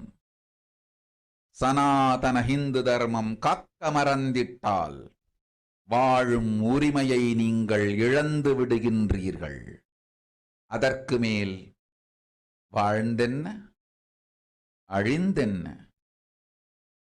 பூமிக்கு பாரம் குறையட்டும் என்று அசுரர்களும் ராட்சதர்களும் உங்களை உண்டு தீர்க்கின்றார்கள். அதையும் மாயை கண்டு சும்மாவிருப்பாள். பிரபஞ்ச ரகசியத்தை, பிறவியின் ரகசியத்தை உலகிற்கெல்லாம் உத்தரமாய்ச் சொல்லிவிட்டேன். புரிந்து வாழ்வில் நடந்து உயிரை பத்திரமாய் பார்த்துக் கொள்ளுங்கள். அன்னை சொல்லும் அருள் சத்தியம் இது. ஓம் ஓம் ஓம்.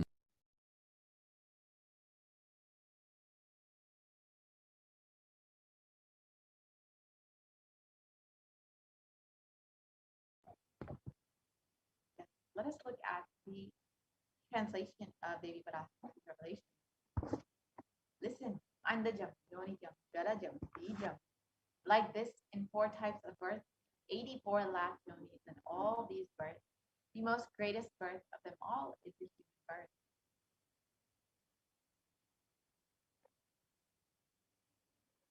Even in that human birth, being born and toiled many times after getting burned and toiled in politics, in finance, in luxuries, in dharma, artha, kama.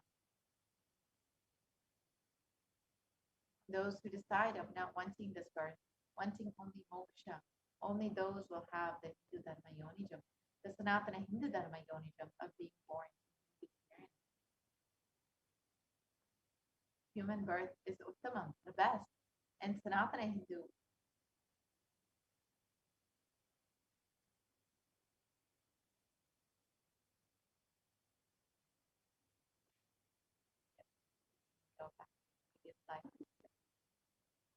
human birth is Uttamam, the best, and Sanatana Hindu Dharma human birth is Uttamottamam, the best of the best. Everyone who took this Uttamottama birth has the responsibility of protecting the signs of living enlightenment and Sanatana Dharma.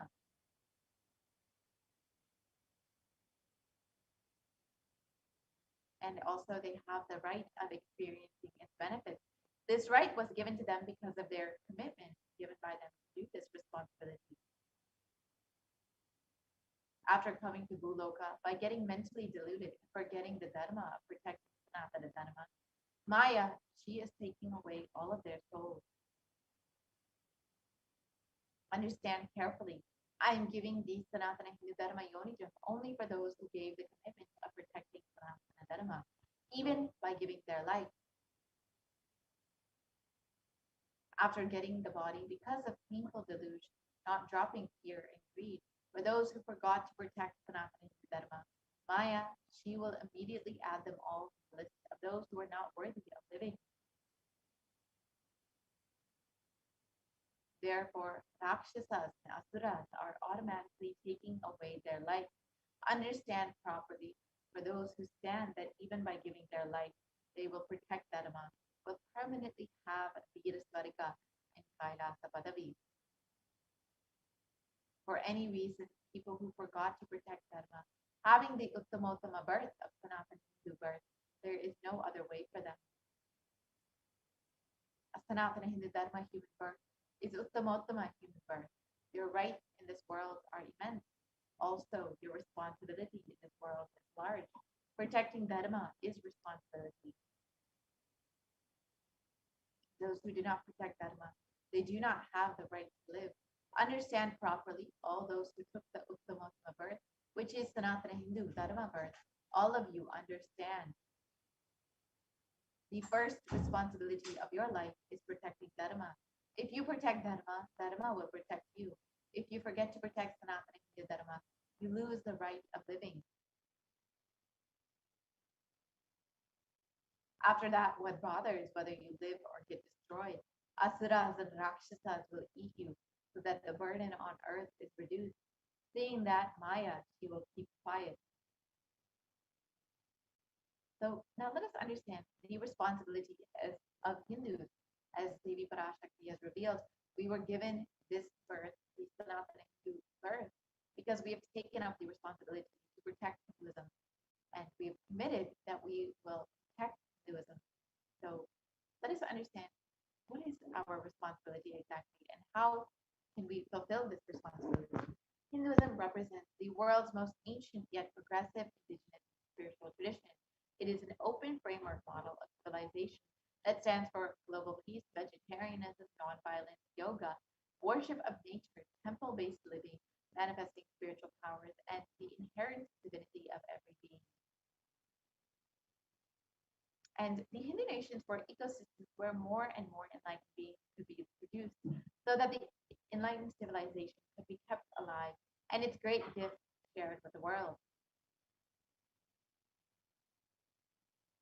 So let us look at some of the reference of our Hindu nations from our Hindu scriptures. Many of these you may have heard of, as the Hindu nations were famous for their prosperity and abundance. And let's look at some of these references now. The Ramarajya, the Hindu nation that was ruled by Bhagavan Rama, was described in the Valmiki Ramayana. And it states that there were no widows to lament, nor there was any danger from wild animals, nor any fear born of diseases. The world was bereft of thieves and robberies. No one felt worthless, nor did old people perform obsequies concerning youngsters. Every creature felt pleased. Everyone was intent on virtue, turning their eyes towards Rama alone. Creatures did not kill one another.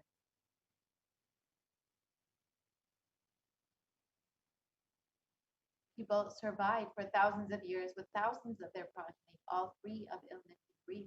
The trees were bearing flowers and fruits regularly, without any injuries by pests or insects. The clouds were raining in time, and the wind was delightful to the touch. Every caste was performing their own duties, satisfied with their own work and bereft of any greed. People were intent on virtue and lived without telling lies. All the people were endowed with excellent characteristics. All were engaged in virtue. So you can see how beautiful this kingdom of Rama, Bhagavan Rama was. Now let us look at another reference of the nation from the Srimad Mahabharata, the Hastinapura kingdom ruled by Yudhishthira. And it's described the Devas granted rain to fulfill all wants. The world became free of all diseases. There was no hunger or thirst anywhere. There was no mental suffering, and those without livelihood were given livelihood. There was abundance all around. There was no worldly worries left for anyone, and there was no cause for fear either. Happiness on earth was in fact even greater than in the heavens. These were just two of the famous Hindu kingdoms, but all of the Hindu kingdoms were prosperous and lived with so much peace and abundance. The Hindu nations had so much to contribute to the world in every single field, whether it was the field of enlightenment or health, medicine, art, science, technology, aviation, dance and music, clothes and jewelry, social systems, judicial systems, political systems, legal systems. The Hindu nations contributed in every field, giving a breakthrough in every field. So let us now understand how our Hindu nations were destroyed. Over the course of 1,000 years, we saw the physical and psychological destruction of our Hindu nation. Now we've been left with not a single nation other than Kailasa that is actually a Hindu nation. So let us understand the destruction of our Hindu nation. The destruction of the Hindu nation began with the first phase, which was the Islamic invasion. This was the physical destruction of the Hindu civilization between 800 and 1700 AD.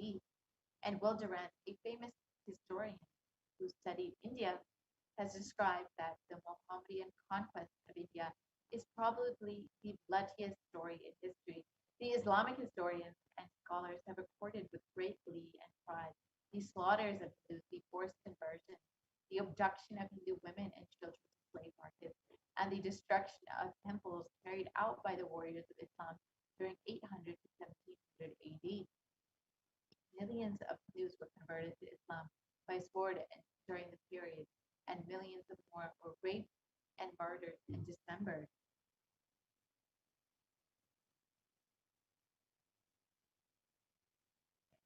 The Islamic law prescribed for Hindus to invade by cruelty, prescribed It states that Hindus are like mud. If silver is demanded from them, they must with greatest humility offer gold. If a Mohammedan desires to spit into a Hindu's mouth, the Hindu must open it wide for that purpose. God created Hindus to be slaves for the Mohammedans, and the Prophet hath ordained that if Hindus do not accept Islam, they should be imprisoned, tortured, and finally put to death, and their property confiscated. To keep Hindus in abasement is especially a religious duty because they are the most inveterate enemies of the Prophet. You can see that the physical destruction, the Islamic invasion of the Hindu civilization was extremely barbaric and savage. And over the course of these invasions, we've seen that over 200 million Hindus have been slaughtered by the Muslim invaders. Over 100,000 temples have been destroyed, and over 1 million deities and scriptures were destroyed.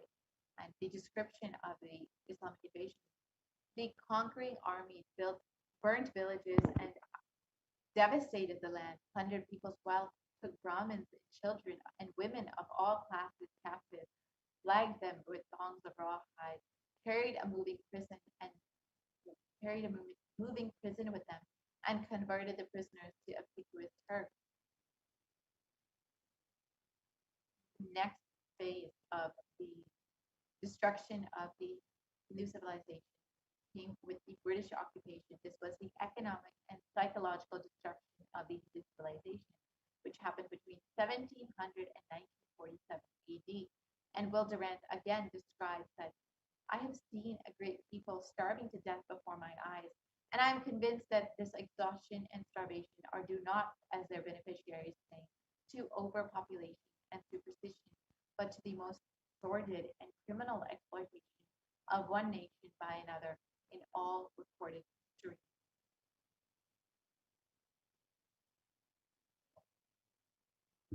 During the British occupation, the British Empire used all possible means to destroy the Hindu and civil cultural institutions in order to delegitimize and demoralize the indigenous population of India so that they would become slaves in their own homeland. This included discriminatory laws to instill feelings of inferiority, in engineering artificial famines to starve natives into submission, annexing Hindu kingdoms to undermine the native rule, mistranslating the Hindu scriptures in order to instill anti-Hindu narratives, destroying the indigenous Gurukul education system, which was the backbone of the Hindu civilization. And they destroyed the local industries and forced importation of British goods, and also banned Indians from owning any firearms or producing any firearms.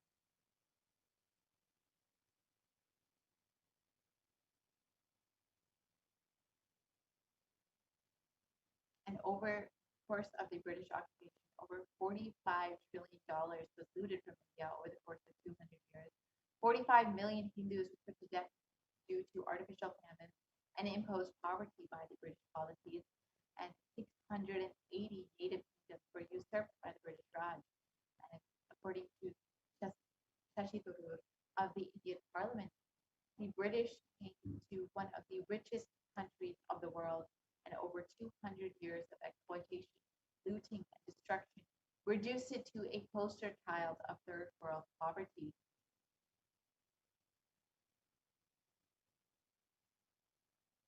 And the next phase of the destruction of the Hindu civilization began with the secularization of India. This was after independence in 1947 till current day, and has been ruled by brown faces, British attitudes and policies towards Hindus. Nehru, the first Prime Minister of India, has described what a disgusting, savage people we are. Politics, progress, socialism, communism, science, where are they before this black religious savagery? India can never be a Hindu republic.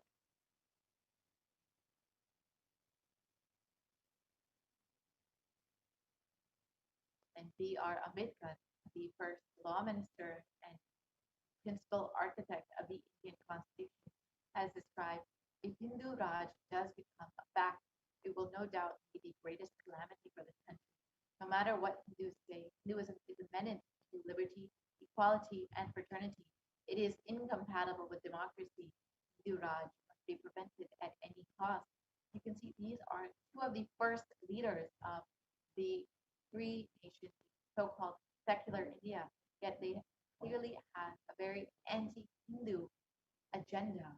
And you can see that the ecosystem itself that was created after secularization was still extremely anti-Hindu and discriminating against Hindu. And the modern Indian legal system, academia, media, all systematically undermine, suppress, and delegitimize Hindu institutions and culture. And they've done this through various methods. For example, India's constitution has established government control and taxation over Hindu temples, schools, and other institutions, while other religions are free from this interference. And Articles 26 to 30 of the Indian Constitution discriminates against Hindus by giving special rights and benefits to non-Hindus. This includes government benefits and scholarship. And Hindu kingdoms and self-governance has been completely abolished with the secularization of India, and anti-superstition laws have been passed in order to criminalize Hindu practices. And mainstream Indian academia has described Hindus as sexist, racist, backwards, and oppressors, and negative media portrayals of Hindus have done the same in both Hollywood and TV. And media narratives have been used to stereotype and demoralize Hindus. Bollywood and other mainstream media outlets continuously portray Hindu gods and gurus as cartoonish, dishonest, corrupt, and sex fiends in a manner that is similar to the British imperial propaganda. Media narratives are used to shape human consciousness and further political agenda. The racist British colonial stereotypes portraying Hindus as superstitious, backwards, dishonest, and corrupt are perpetuated by their British Brown successors in modern day India, completely unabated. You can see some of the examples of the movies and depictions of Hindus in Bollywood movies and TV, how it is completely anti-Hindu and discriminatory against Hindus.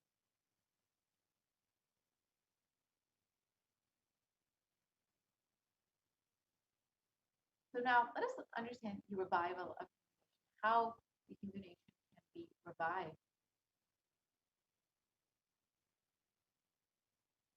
The Supreme Pontiff of Hinduism has given a vision for the Hindu civilization described.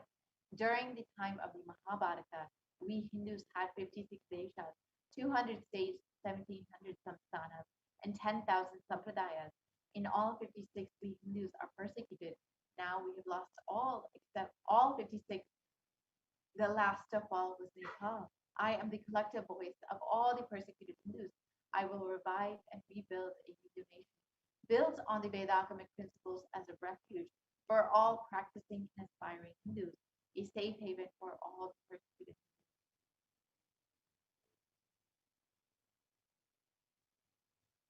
So what is Kailasa? This revival of Kailasa, the Hindu nation, is for reviving this whole life of enlightened civilization and all the great things it has to offer to the world, bringing legitimacy to all the offerings that Sanatana Hindu Dharma has, and sharing it with the whole world is the purpose of this Kailasa, the Hindu nation. This is exactly what Devi Parashakti has revealed is the responsibility of Hindus to protect Hinduism and to share it with the world. That is the reason that we have been given this Uttamottama birth of Sanatana Hindu birth, because we have taken this commitment to fulfill the responsibility of protecting Sanatana Hindu Dharma. Kailasa is the revival of the cosmic constitution. Kailasa is the model nation of how enlightened civilization should be living and administered. Politics, judiciary, education, economy, everything will be revived as Paramashiva revealed in the Vedagamas, the Sanatana Hindu Dharma scriptures.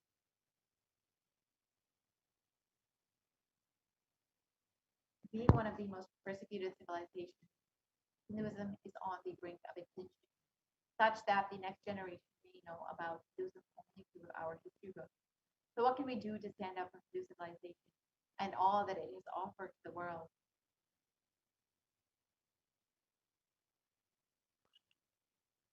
Today, Hinduism is a political orphan. The preservation and restoration of Hinduism's spiritual and cultural heritage is impossible without national identity. So what can we do to save Hinduism?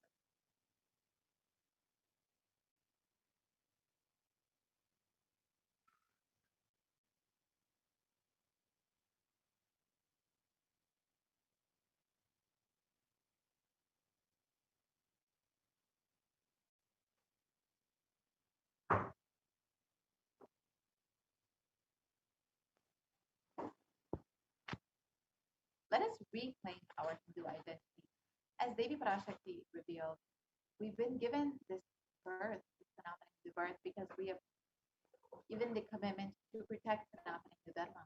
However, due to Maya, we have gotten deluded and forgotten the commitment, the responsibility that we have taken. It is now time to reclaim our identity as Hindus and rebuild the Hindu nation. First, we need to understand that Hinduism is responsible for our successful life. If you are a Hindu and you are healthy, wealthy, rich, successful, peaceful, happy, respectable, have a stable family life, have the best mental setup, you need to understand that Hinduism is responsible. The Hindu identity is responsible. Hindu scriptures are responsible. It is the Hindu scriptures which have given us the best mental setup. All the best things that we have are from the Hindu scriptures.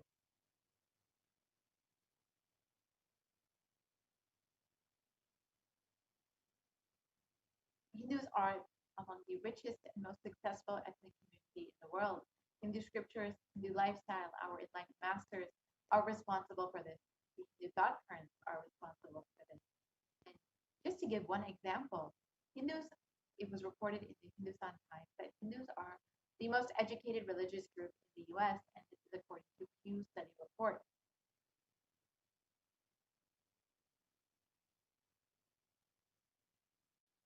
So let us now reclaim our Hindu identity.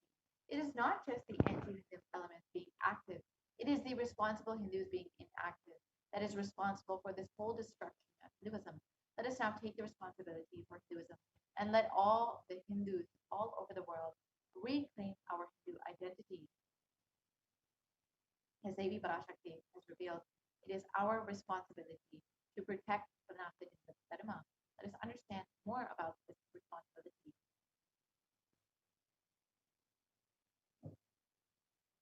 It is the responsibility of Hindus to revive this enlightened civilization again and again and give all the gifts of the enlightened civilization to humanity. The revival of the enlightened Hindu civilization, the Kailasa, the only Hindu nation, is the survival need of humanity.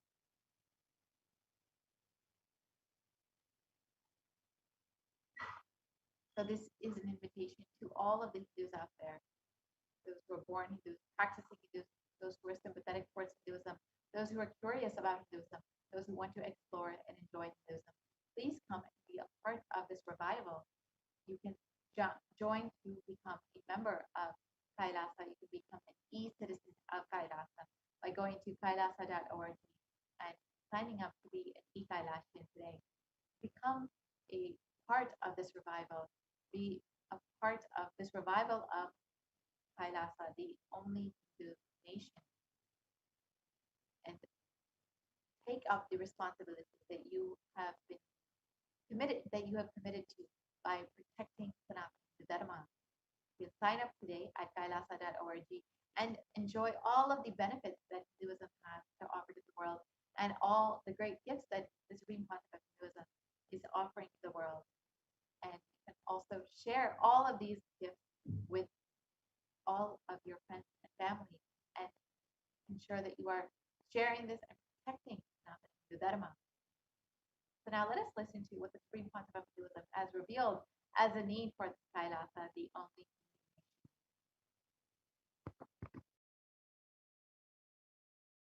Contribution. Hinduism, Veda Agamas have great things to contribute to the world. Like the great power manifestation science, the ancient culture and arts, the ancient lifestyle truths, the ancient medical practices and medicinal knowledge, the ancient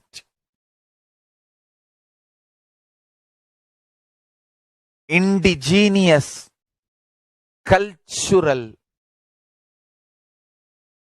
heritage and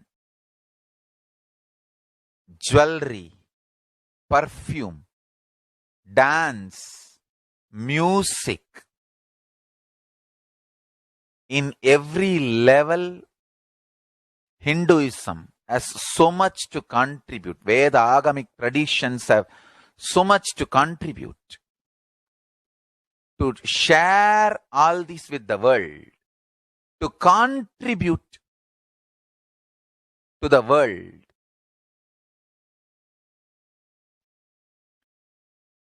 Hindus need to tell the world what they are contributing in every level. The brand of Hinduism itself is enriching and empowering and enlightening. Hinduism is all about enlightening the world, empowering, enlightening, enriching the world, contributing.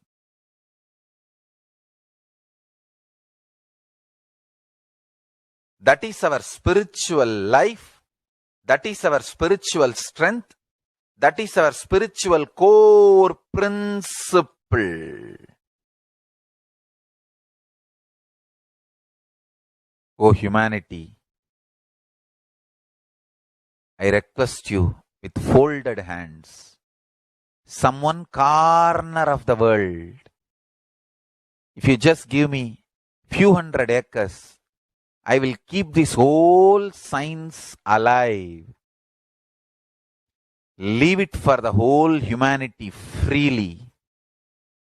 Fortunately, Paramashiva has given me the power to decode all this Hindu medicinal system, Hindu judiciary system, Hindu social law and order system, Hindu power manifestation system, Hindu mental sciences system, Hindu yogic sciences, the sciences of Hindu biology, Hindu physics, Hindu psychology, Hindu physiology, Hindu chemistry, all this Paramashiva has given me the power to decode.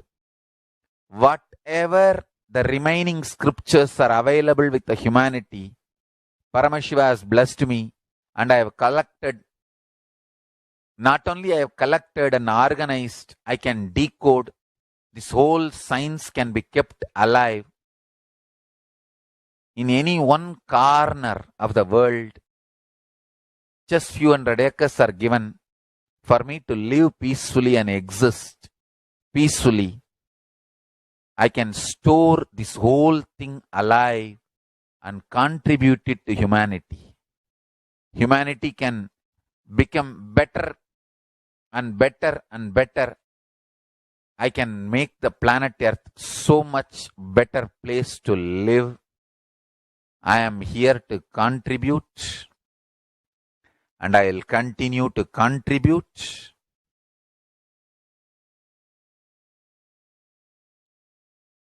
As long as I am allowed to live, I will contribute. I have collected all the remaining available scriptures, maybe 2 crore books. 2 crore means 20 million, I think, books on Hindu physics, Hindu chemistry, Hindu biology, Hindu physiology, Hindu psychology, Hindu law and order, Hindu social system, the power manifestation sciences of Hinduism, yogic sciences of Hinduism. I have collected, and Paramashiva has given me the blessings and power to decode. I have decoded and continuing to decode them.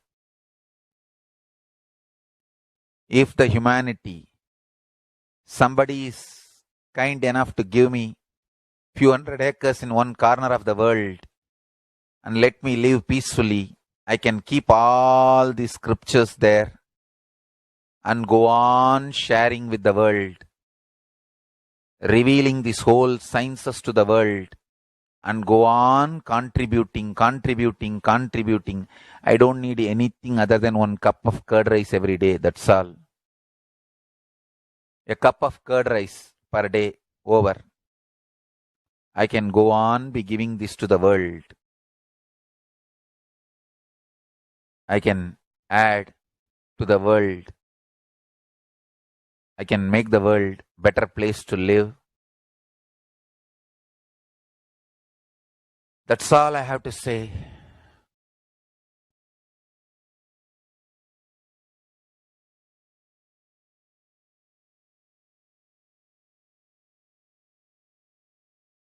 Thousands of medicines are described detail in ancient Siddha and Ayurvedic scriptures.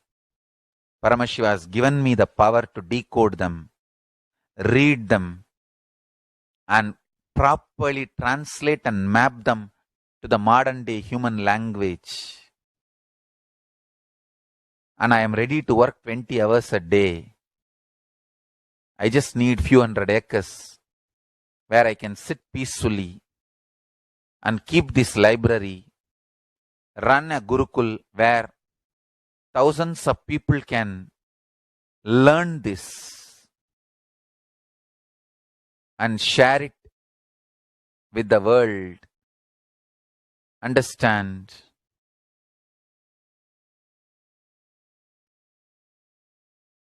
I am only interested in contributing.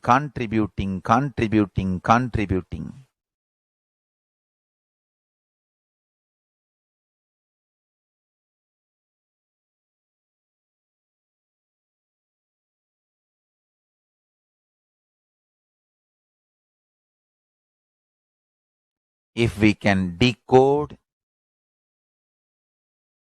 all this great knowledge, whole world can prosper from this knowledge. Whole world can enjoy from this knowledge. If I prosper, I will only create a university. I will not create anything else. If the Hindus prosper, they will only create education institutions.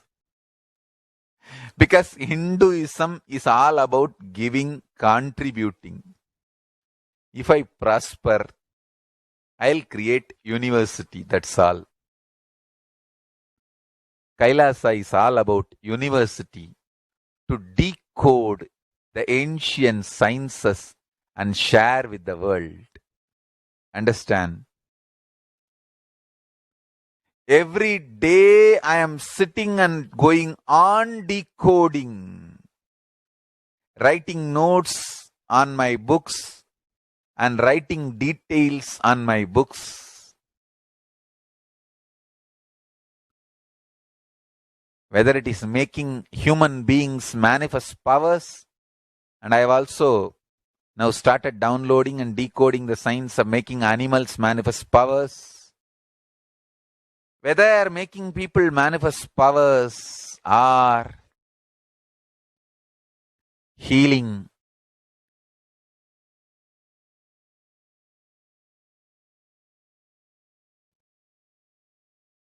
in every level, life is all about contribution.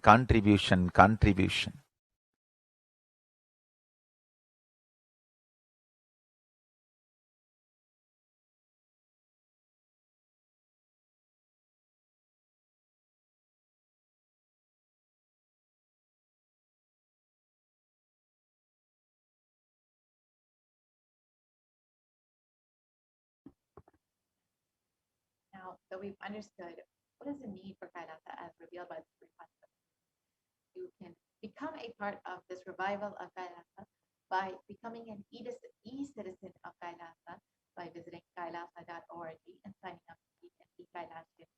And you can avail all of the benefits of being a part of this revival of Kailasa, all of the knowledge and initiatives that the Supreme Pontificate of Hinduism is sharing with the world from Hinduism. So now, with this, we'll be concluding this portion of the program, and we'll be entering into the next segment, the offering segment, where you can understand some of the various offerings that you can make to Devi Parashakti in order to offer your love and gratitude for the divine cosmic mother happening in your life. As all of us know, Devi has been continuously guiding us and blessing us and protecting us during this time.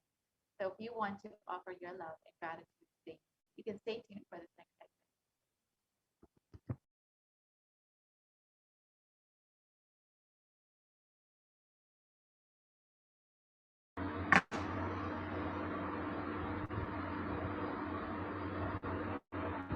Nithyananda.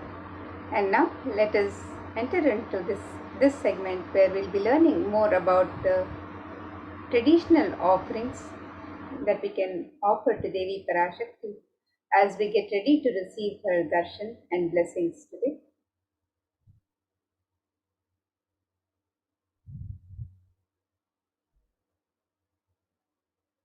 And in the Hindu tradition, the offerings to the divine are a gift of pure love, devotion, and oneness. The offerings are not made out of fear or greed, and when the divine accepts what one offers, the offering becomes complete. It is an expression of the sacred sentiments of the devotee, and these traditional offerings is the way to open up ourselves to the divine as we get ready to receive the darshan and blessings. We celebrate the divine happening in our lives and open up ourselves to receive the divine in our life. And when an avatar lands, the offerings are purely a part of the grand Leela played out only for the purpose of enlightenment.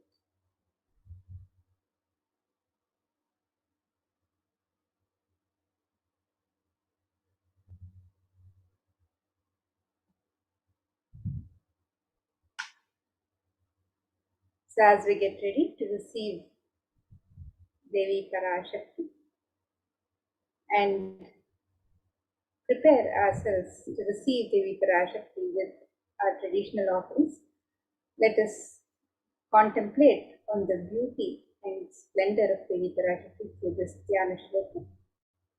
And this verse is from the Moola Agama Manohmani Dhyana, and it describes Devi. Indunibhaveda Karavahminayanam Syat Pankaja Varabhaya Japakshara Sarayuktam Angahimabhushana Vichitra Vasanam Syat Tungamakutojvala Manonmani Swarupam. The translation of this verse, it says, moon-like face holding the Veda books on hand, fire in eyes with lotus flower gracing and blessing hands, and one hand with japamala, beautifully decorated with jeweled ornaments in wonderful clothes and shining crown. Her name is Manonmani.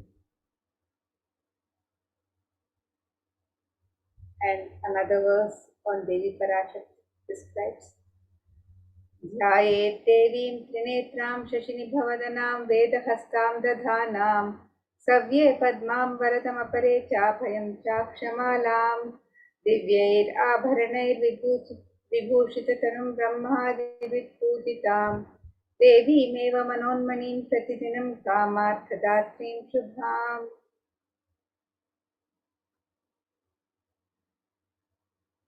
And the translation of this verse, meaning, I meditate on Devi with three eyes, glowing like a moon, and holding the Veda, lotus, and gracing with blessing in gracing hands. She is wearing beautiful ornaments. She is worshipped by Brahma and other many gods, and showers auspicious boons for all actions every day.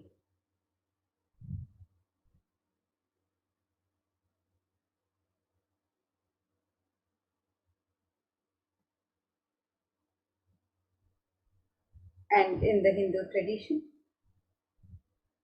the various offerings to the divine, the worship and rituals, and the sacred offerings at the temples are made in the sacred element of gold.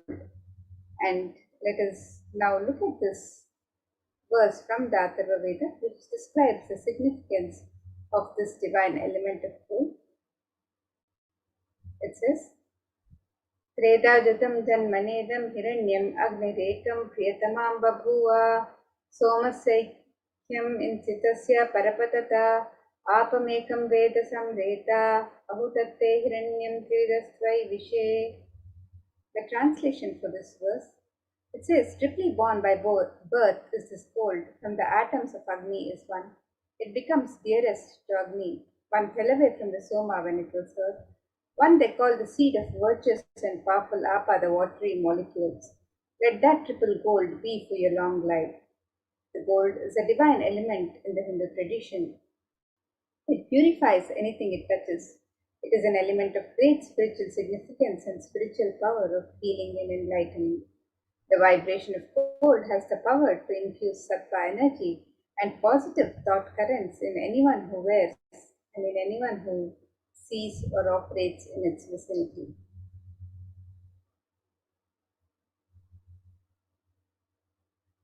Gold is present in all the Hindu scriptures, the Agamas, the Vedas, Shrutis, Smritis, Itihasas, Puranas. In all the scriptures, it is abundantly displayed that gold is the most auspicious and purest metal which purifies our being. In the Hindu civilization, everything was built in gold, exchanged in gold. Ritual feasts were offered in gold bricks. When one was to be saved from life-threatening illnesses, gold was offered as a ritual fee. Gold was in abundance and used for weighing equivalent amounts of commodities, including cows. Kingdoms were built with huge doors of gold. The streets would have huge columns and huge archways made of gold. The horses and cows were dressed in gold. The Hindu civilization thrived on the banks of rivers of gold. The Indus River was called Hiranyamaya, the river of gold in Rig Veda. The river Saraswati was called Hiranyavartini in Atharva Veda. Gold is the supreme element for offering gifts to the ones you love and revere. Temples are constructed and paved in gold. Deities are made in gold and decked and adorned in gold because it preserves the enlightenment energy for thousands of years and it lasts forever.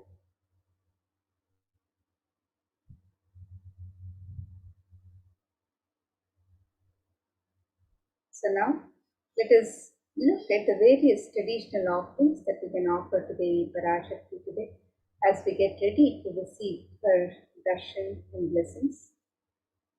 The first offering is the offering of the E-Hundi, and just as we have the Hundi in every temple in the Hindu tradition, we can make our offerings of our gratitude and sacred sentiments to Devi Parashakti through the E-Hundi offerings, where we can offer any amount of your choice and we can make this offering in multiple currencies. Devi is described as Bhakti Priya. Let us look at this verse which describes Devi's love for true devotion.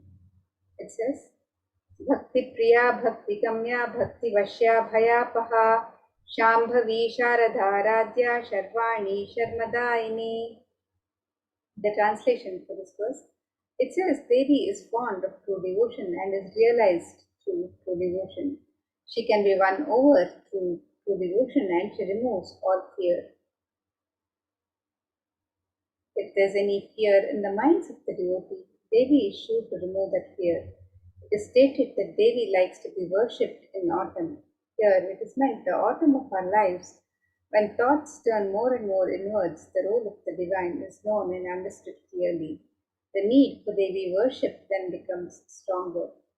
Shambhavi is the consort of Shambhu, Lord Shiva. Sharadharadhya is the one who is worshipped by Devi Sharada herself, Devi Saraswati. Sharvani is the wife of Lord Shiva. Linga Purana says Lord Shiva is called Sharva in his earth form. Sharmadayini is Devi who bestows happiness upon devotees. And you can make this offering of the e-hundi and to offer your Hanika, your token of gratitude, of love and devotion to Devi Parashakti. And you can make this offering on the website www.kailasamailer.com/sevas, and this offering can be made in multiple currencies and in any amount of your choice. The next offering to Devi Parashakti is the offering of Sankalpa chanting, the conscious resolution. And this verse from Devi Mahatmya, chapter 12, verse 34 describes Tayai tanmohyate vishwam shaiva vishwam prasuyate saya chitta vijnanam tushta ruthim prayaschati. The translation of this verse, it says, the goddess enchants this universe and she herself gives birth to this universe. That goddess, being prayed without interest in anything, gives that knowledge that leads to salvation and gives wealth in the materialistic sense. And you can make the offering of the Sankalpa, the conscious resolution, and be blessed with the fruition of all the desires and wishes that you're yearning for. So you can make this offering of the Sankalpa chanting, the conscious resolution, on the website www.kailasamailer.com/sevas.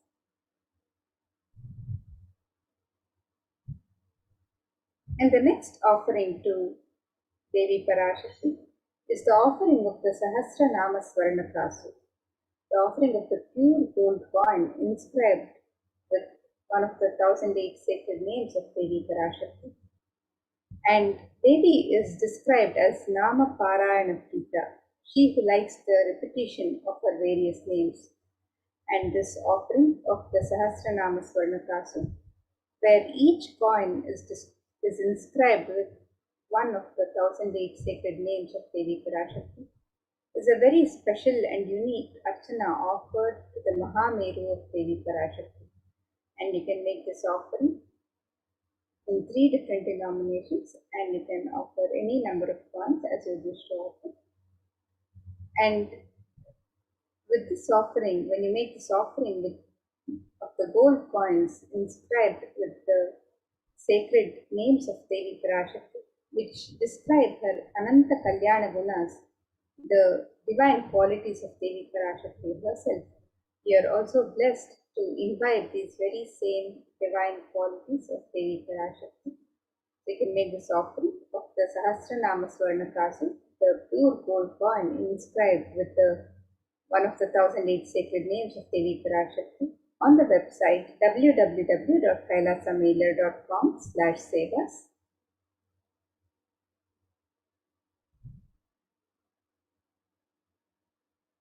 And the next offering to Devi Parashakti is the offering of the Mukta Amruti, the gold finger ring embedded with pearl. And Devi is described as the one who is adorned with pearls and jewels. So let us look at this verse, which describes the beauty and grace of Devi Parashakti as she is adorned with garlands of pearl. This verse says, Muktahara lasat kirita ruchiram punendu vakra prabham shinjanno pura kinkini manidharam padma prabha bhasuram sarvabhita palapradam girisutam vani rama sevitam meenakshim pranatosmi santatamaham karunyavaram nidhim. The translation of this verse, it says, I bow to the goddess Meenakshi, whose crown has garlands of pearls and the face shining like a full moon, who wears anklets that are studded with gemstones and has small bells, who is shining like the splendor of lotus, who grants all the wishes, the daughter of the mountain, who is worshipped by goddesses Vani and Brahma. I remain ever bowing to the goddess Meenakshi, the ocean of compassion.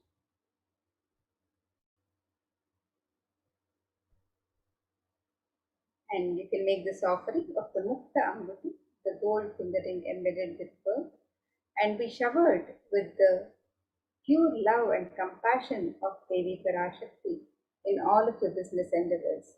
So So you can make this offering on the website www.kailasamelia.com/sevas.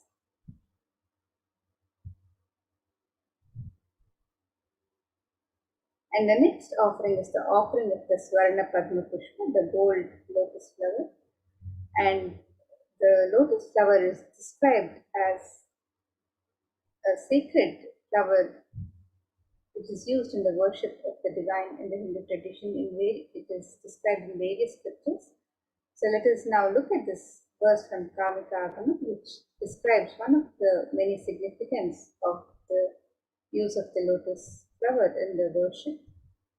And this verse describes Ashtavidyeshwaropeta Kumbhavarana Samyutam Sarve Sasutra Vastrajya Hema Pankaj Bhushitaha Sapitanasta Purachascha Pakva Bilva Palaprabha Snapanadhyaya Samsiddha Pramanena Samanvitaha.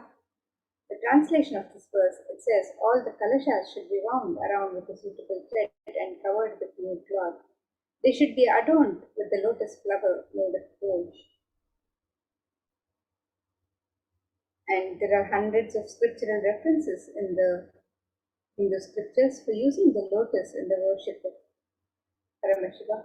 Almost everything in the worship of the ultimate involving the consecration of deities, worship, or meditating on the mudras and asanas used during worship involves the lotus flower, the lotus leaf, the lotus pericarp, the lotus petals. The lotus is a divine flower in the Hindu tradition. The Shakti of Paramashiva is also called a lotus. The base of the Paramashiva Linga is a lotus. The disciple of Paramashiva is also considered a lotus, the one who is about to bloom. And you can make this offering of the gold lotus in any of 3 different sizes as you wish to offer. And be blessed to have the state, space, powers, and being of Devi Parashakti in your inner space amidst any and every adverse situations in life.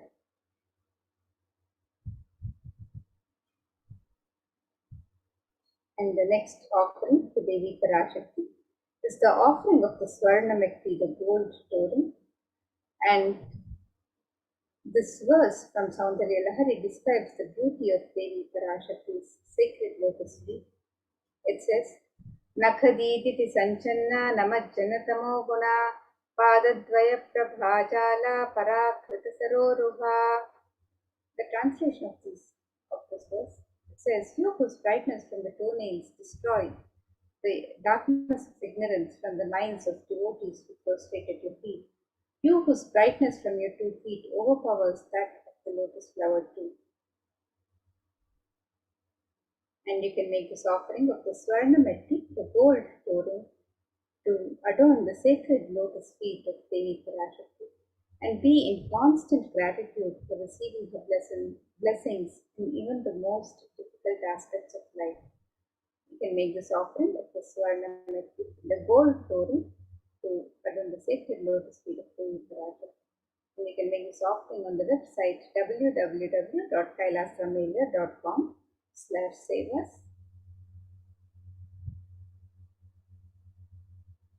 The next offering to Devi Parashakti is the offering of the Swarna Mangtika, the gold hairline jewelry. And Devi is described as Sudha Sharabhivarshini, she who makes the nectar flow in all our nerves from the Sahasrara Chakra. That is, she who gives a very pleasant experience of the ultimate.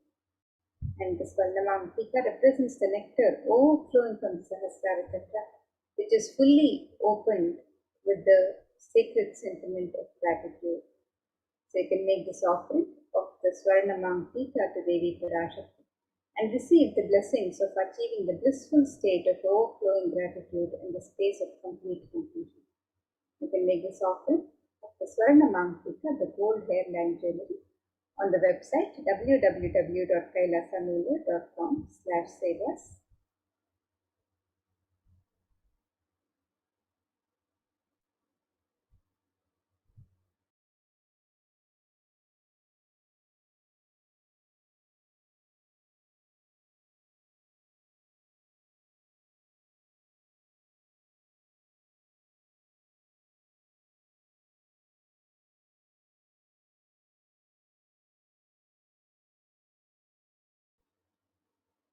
And the next offering to Devi Parashakti is the offering of the Pratyaksha Pada Puja. And in the Saundarya Lahari verse, it describes that the illumining splendor of Devi's toenails dispel the darkness of ignorance in the devotees prostrating at her feet, and her feet defeat the lotus in beauty.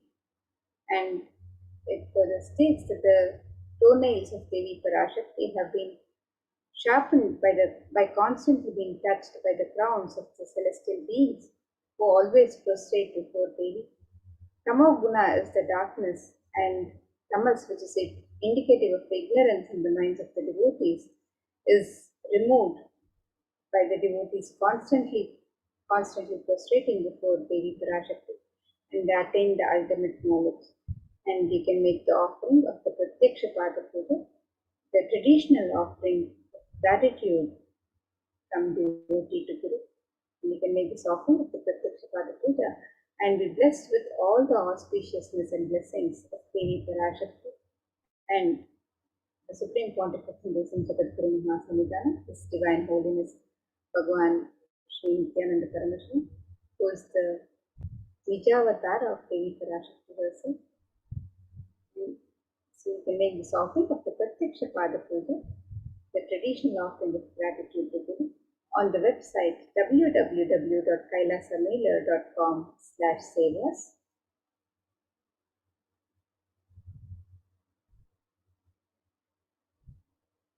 And the next offering to Devi Parashakti is the offering of the Vastra Seva. And this offering of gratitude to Devi Parashakti for the continued blessings and protection of Devi in our lives. This offering can also be made on the website www.kailasamailer.com/sevas. And offering of the Vastra Seva blesses the Yajaman with all the auspiciousness and blessings of Devi Parashakti and of the Supreme Pontiff of Jagadguru Mahasamidana, His Divine Holiness Bhagavan Sri Nithyananda Paramashivam. So here is a summary of the various traditional offerings that can be made to Devi Parashakti today as you get ready to receive the darshan and blessings of Devi Parashakti, as you get ready to welcome Devi in your space, to celebrate Devi happening in your life. So you can make these offerings of the traditional offerings to Devi Parashakti on the website www.kailasamailer.com/sevas. The e-hundi offering can be made in any amount and in multiple currencies. The Sankalpa chanting, the offering of the conscious resolution, you can register for this offering on the website.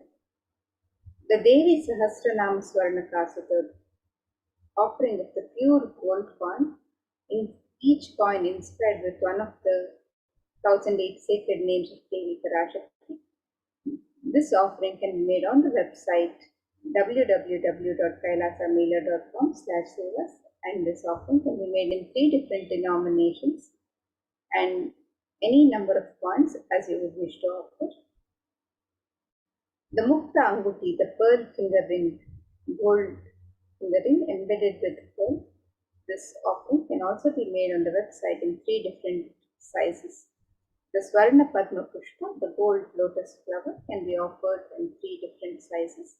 The Swarna Mitti, the gold toe ring to adorn the sacred lotus feet of Devi Parashakti. This offering can also be made on the website.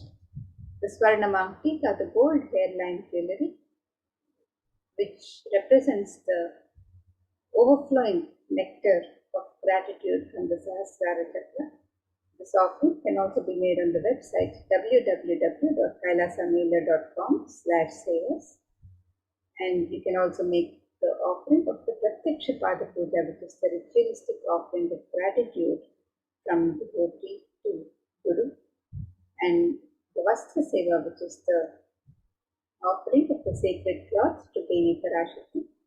And you can register for any of these traditional offerings on the website www.kailasamailer.com/sevas, And now let us take a look at the website where you can make all of these traditional offerings to Devi Parashakti as you get ready to receive her darshan today.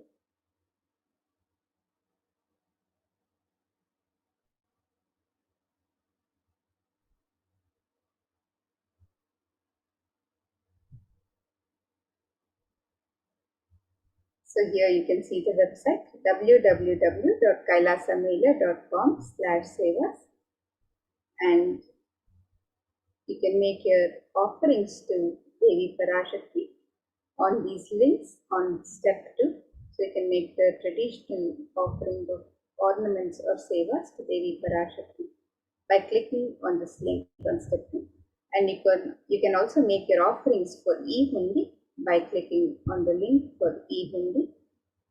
If you would like to make an intention to make an offering today, and you would wish for your intention to be blessed by Devi Parashakti to manifest into reality, you can submit the intention form on step 1. You can click on this link on step 1 to submit an intention form to make an offering. And if you've made your offerings and you would like to fill out the Sankalpa details, the conscious resolution for yourself and your family members, you can fill out the form on step 3 with the names and the Sankalpa, the conscious resolution for yourself and your family members. So here's the website where you can make the various offerings.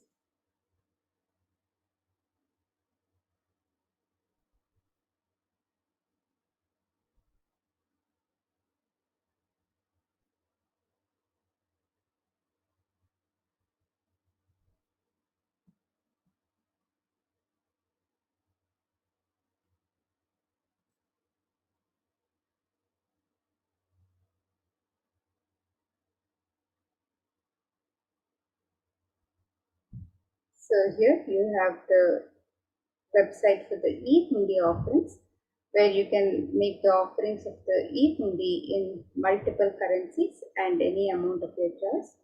You can make the offerings of the e-Hundi in US dollars, Australian dollars, New Zealand dollars, Canadian dollars, euros, Indian rupees, Singaporean dollars, the Malaysian ringgit, the Great Britain pound, and the Chinese yen. And you can make this offering in any amount of your choice. And if you'd like to offer the traditional ornaments of sevas to Devi Parashakti, you can make the offerings on this website, where you can offer the Sankalpa chanting, the conscious resolution.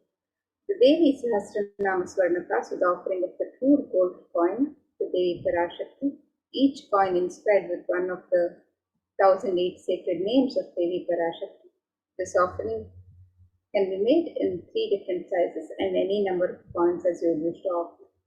You can make the offering of the Mukta Anguti, the gold finger ring embedded with pearl, in 3 different sizes. The Swarna Padma Pushpa, the gold lotus flower, can be offered in 3 different sizes. The Swarna Metti, the gold toe ring to adorn the sacred lotus feet of Devi Parashakti, can be offered on the website. The Swarna Mantika, the gold hairline jewelry representing the overflowing nectar that from the Sahasrara. You can make this offering to Devi Parashakti. The Pratyaksha Pada Puja, the offering of the ritualistic gratitude from disciple to Guru. You can make this offering on the website. The Vastra Seva, which is the offering of the sacred cloth. So all of these traditional offerings, any traditional offering that you would like to offer to Devi Parashakti as you get ready to receive her darshan and blessings today, as you celebrate her happening in your life, you can make all of these traditional offerings on the website www.kailasamela.com/sevas. And with that, now let us get ready for the next segments of this program, where we'll be learning more about Devi Parashakti and also about the various facilities being made available for the well-being of humanity through the various de facto spiritual embassies of Kailasa, and as guided by the Supreme Pontiff of Hinduism himself during these times of the pandemic. This is an immense contribution being made available for the well-being of humanity through the various spiritual embassies of Kailasa. So let us learn more about these facilities being made available for humanity during this times of the pandemic.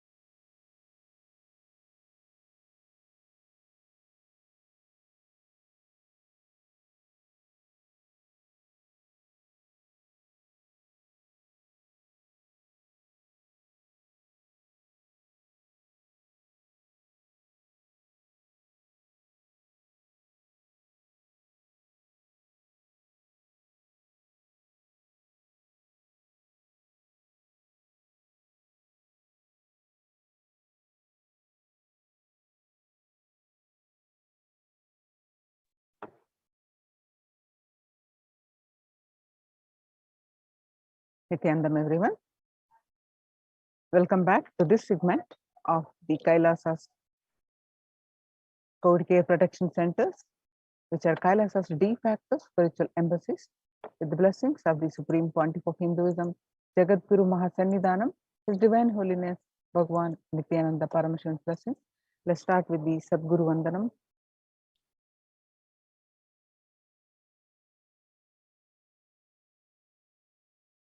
Nithyanandam Paramasugadam Kevalam Jnanamurtim Dvandvatitam Gagana Sadusham Tattvamasya Ekam Nityam Vimalamachalam Sarvari Sakshi Bhutam Bhavatitam Triguna Rahitam Sadgurum Tam Namami.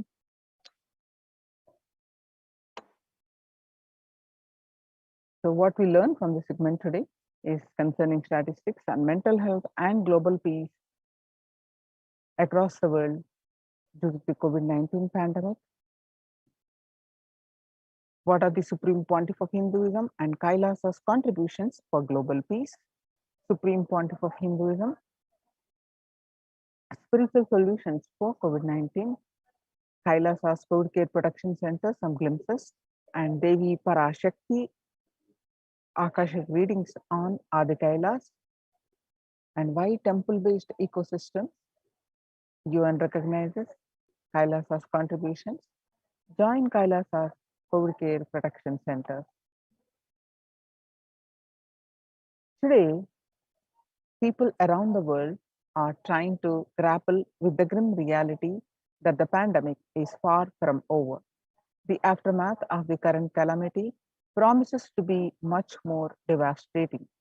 The greatest economics of the world are facing disastrous futures. Countries are facing off each other in deep mistrust. Now, let us see some statistics and current news.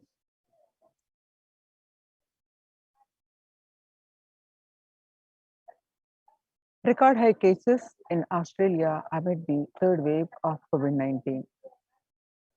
The World Health Organization makes a big statement about the Delta variant of COVID-19 that it has elbowed out all the other variants of COVID-19 of concern and now represent the tiny fraction of the samples which are being sequenced Less than 1% of alpha, beta, and gamma are currently circulating. It is really predominantly delta around the world, said the World Health Organization's technical lead on COVID-19, Maria Van Kerkhove. The coronavirus pandemic has now killed more Americans than 1918 to 19 influenza pandemic did. The 1918 to 19 influenza infected about 25% of Americans and killed an estimated 0.65% with 676,000 deaths. COVID-19 has infected more than 12% of Americans and killed about 0.2% with 676,000 deaths. Now that the US death toll from COVID-19 has surpassed 676,000, the coronavirus pandemic has killed more Americans than 1918 to 19 influenza pandemic did, and it's now US official deadliest pandemic ever. Axios and the Associated Press both reported the grim milestone recently.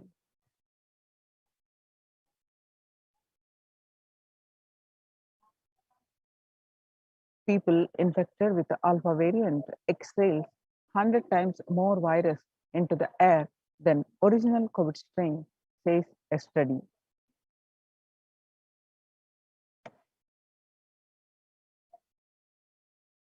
Six-feet distance may not be enough to prevent viral transmission indoors. According to a study, the physical distancing of 2 meters, about 6.5 feet, may not be enough to sufficiently prevent transmission of virus carrying airborne aerosols indoors. According to a study, the results published in the journal Sustainable Cities and Society suggest that the physical distance alone is not enough to prevent human exposure to exhaled aerosols and should be implemented with other control strategies such as masking and adequate ventilation.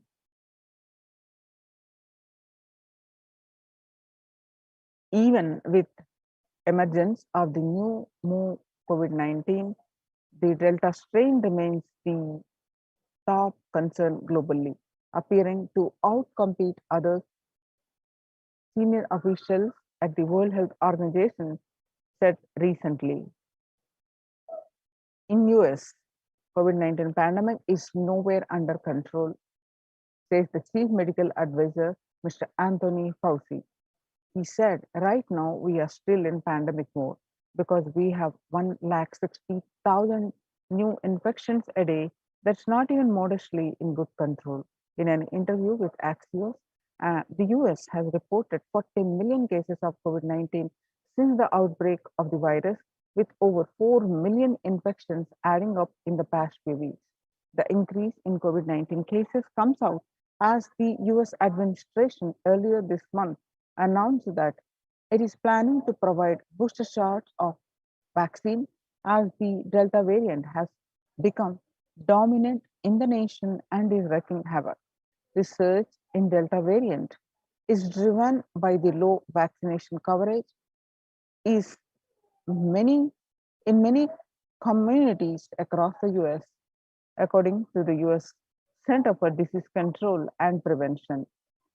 Mr. Fauci says, he said, in a country of our size, you can be hanging around and having 100,000 infections a day. You have got to get well below 10,000 before you start feeling comfortable. COVID-19 made the world less peaceful. According to the World Economic Forum, COVID-19 violent incidences and fatalities from January 2020 to April 2021, you can see the spike in the incidences, violent incidences, making the world less peaceful. Younger adults are more likely to report symptoms of anxiety and a depressive disorder during the COVID-19 pandemic.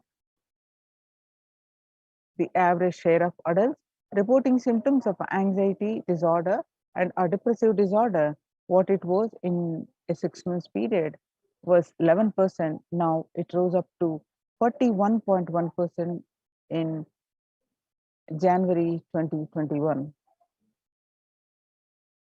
And you can see some more statistics confirming the same, that younger adults are more likely to report symptoms of anxiety and or depressive disorders. Stress in America 2020, a national health crisis. COVID-19 is a significant stressor for most Americans. Nearly 8 in 10, which is 78%, say the coronavirus pandemic is a significant source of stress in their life. Nearly 7 in 10, which is 67%, say they have experienced increased stress over the course of the pandemic.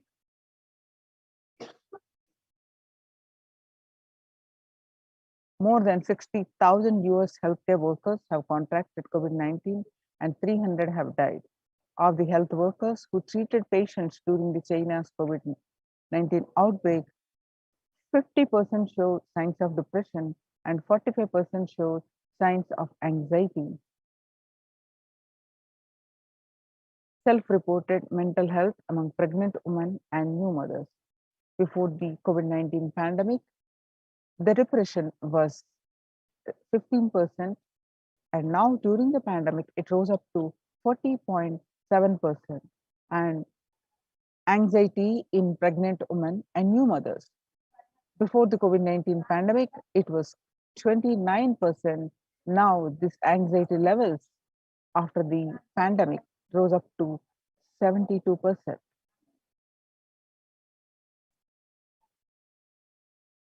Living under stay-at-home orders, 8 in 10 students are struggling with focus on school or work and avoiding distractions. 55% of all students do not know where to go for help for their mental health.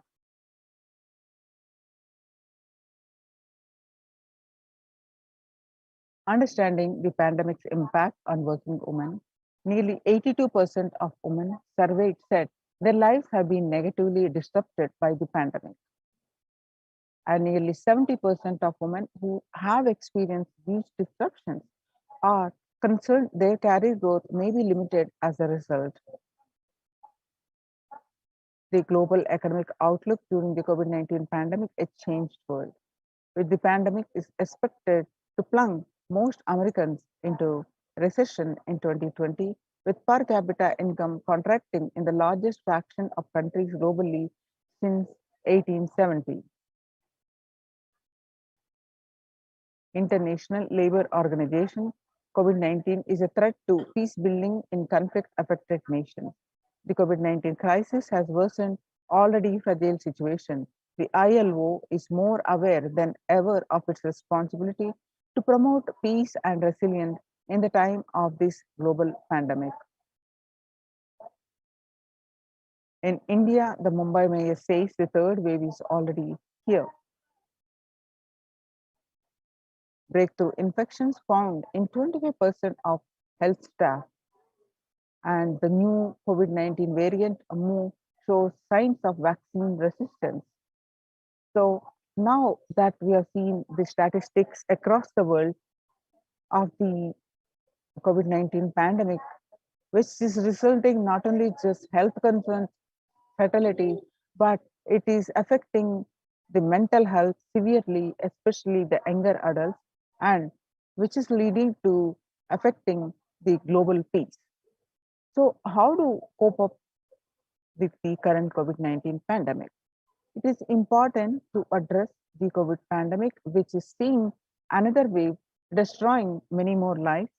The Supreme Pontiff of Hinduism says the pandemic fatigue setting in as a result of continuous lockdown is resulting in delusional ignorance. And the global COVID virus pandemic has left the whole world desperately looking for answers. Life, as it had been experienced even back in February 2020, is no longer recognizable. Drastic change is the order of the day. with people having to redefine their world with new paradigms of economy, society, faith, religion, and health. Blessed are those who have had the greatest fortune to be with the incarnation of Paramashiva, the supreme pontiff of Hinduism, in their lives to carry them through this crisis.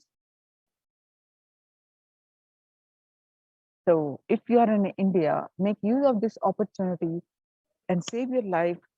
Join the Kailasa COVID Care Protection Centers. Register now through the link below. https://kailasa.org/kailasa care.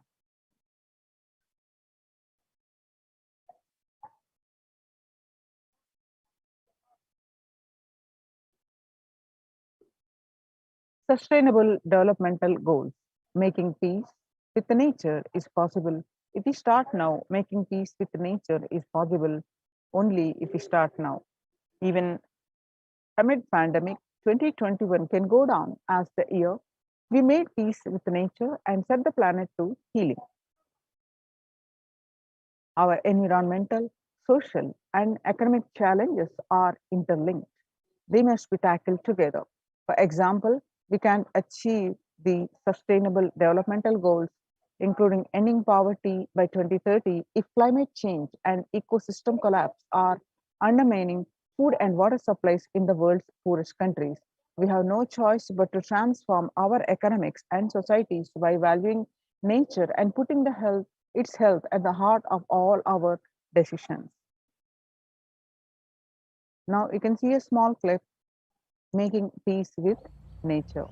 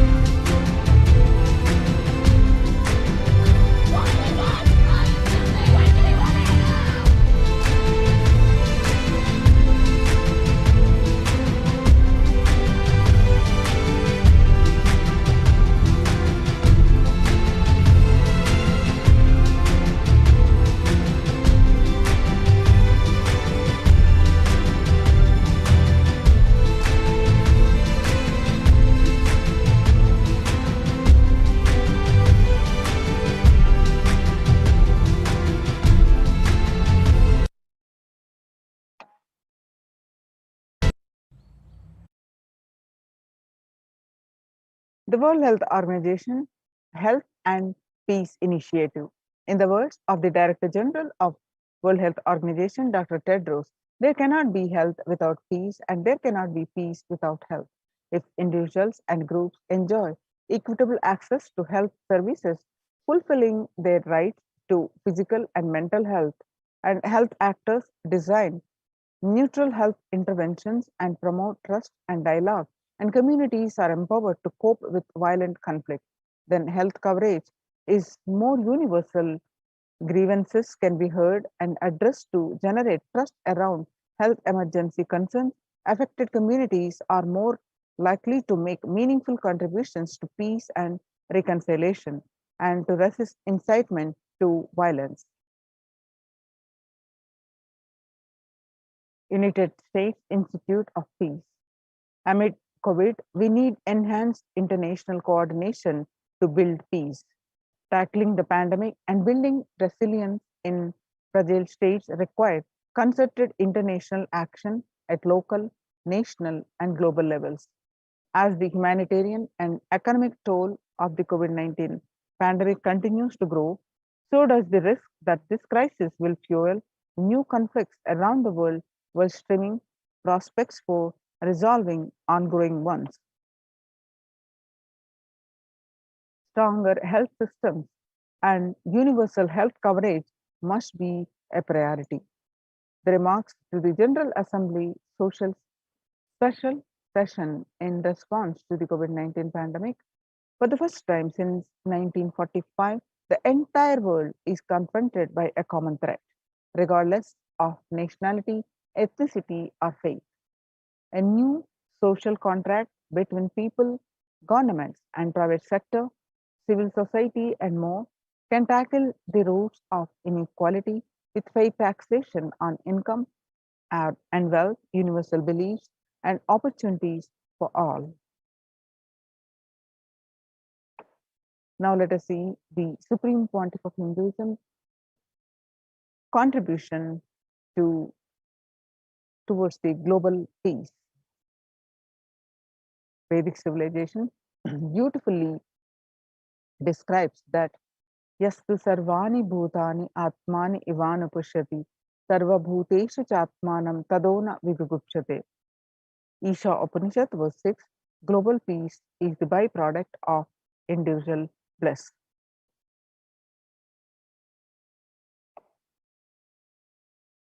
Whenever an individual goes through a spiritual bliss, he manifests a beautiful, peaceful life for him and everyone around him. If he is powerful enough, he moves the whole city and manifests peace. He is more powerful, he moves the whole village or whole country. If he is powerful enough, like incarnation, he moves the whole world and manifests peace for them. Whatever level, either it's microcosmic or macrocosmic level, global peace is the byproduct of individual peace and individual bliss. So how do we achieve this individual bliss? By practicing completion and by practicing untouching. Now let us listen from the Supreme Pontiff of Hinduism, teaching us the completion at multi-level, which leads to individual peace and bliss, which leads to global peace.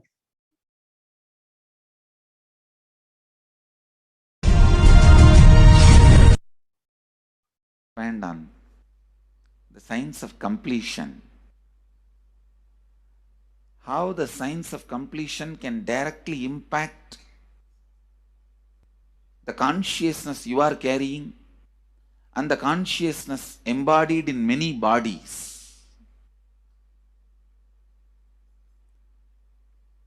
Please understand, the more deeper you go inside you, means more deeper space you go inside you, more expanded you become, more one with everything, more oneness you experience. Because the more deeper you go, the more you experience the unified field of consciousness. Various words are used.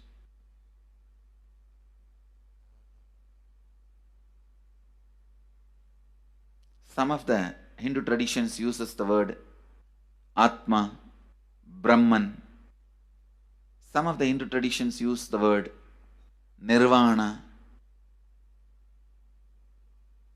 Whatever word you may use, Atman, Brahman, Nirvana, unified field of consciousness, whatever.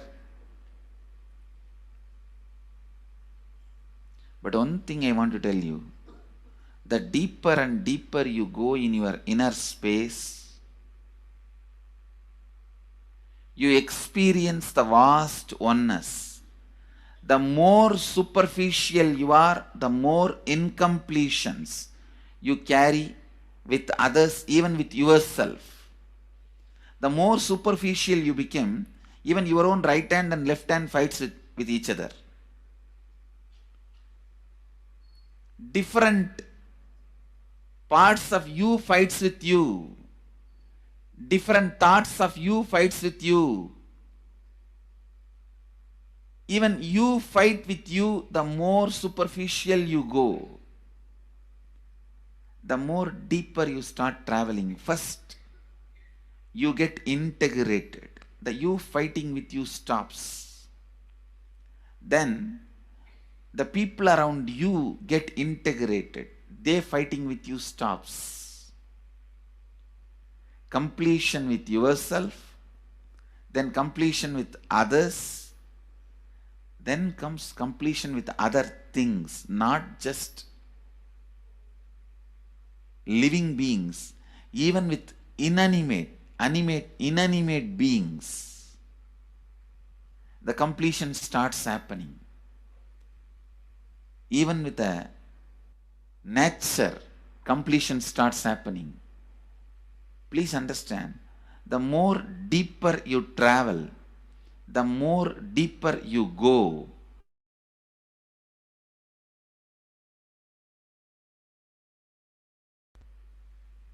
you start living. Your cognition expands. Your cognition includes. Your cognition becomes more and more inclusive. More joy, more bliss, more knowledge, more enlightenment. Please understand.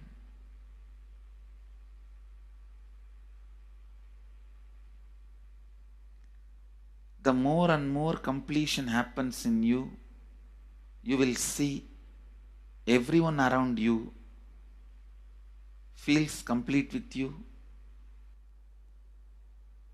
That is why I am saying, whether they have body or they are disembodied, in the deepest corners of your being, deepermost layers of your being, deepest parts of your being, you experience such powerful awareness, such joy.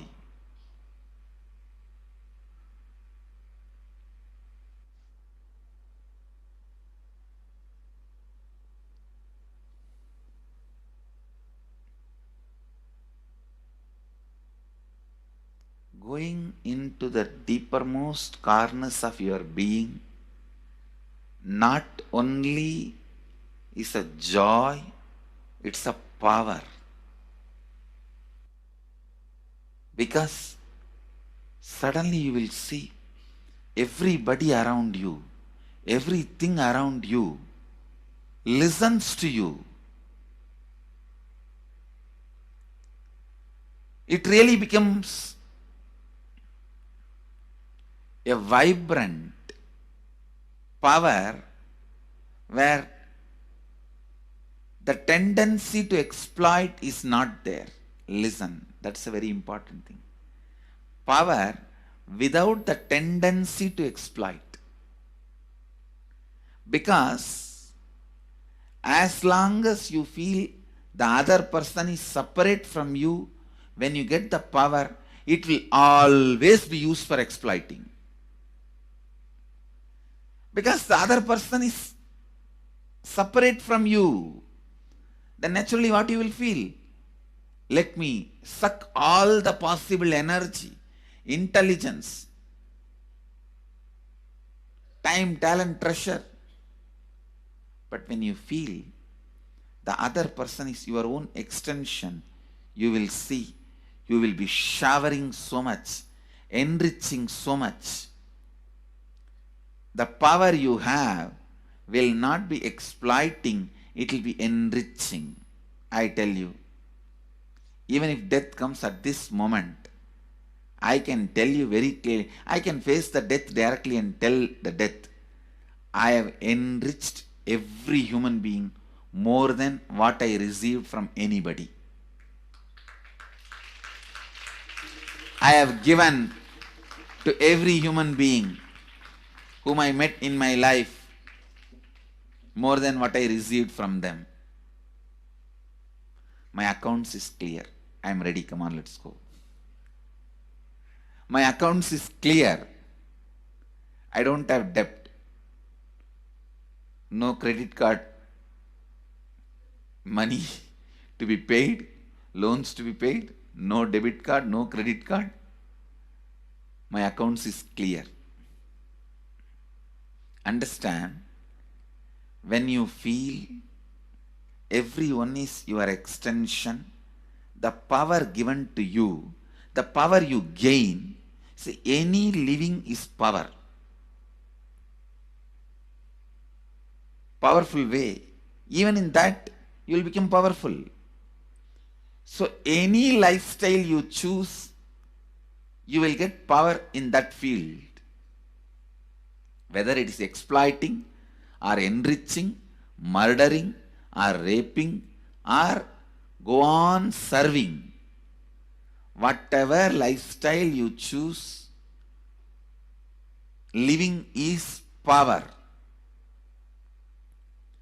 When you go into the deepermost core of your being and start living based on completion, I tell you,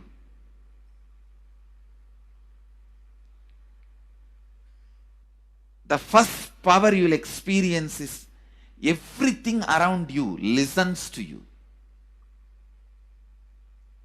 That power will simply make you enrich everyone. The best power you can have through living is power of enriching. Whatever you do, as I said, whether you live the life of enriching or exploiting, you will become powerful. I tell you, the power of exploiting brings more and more conflict within and without. And those conflicts naturally bring suffering. And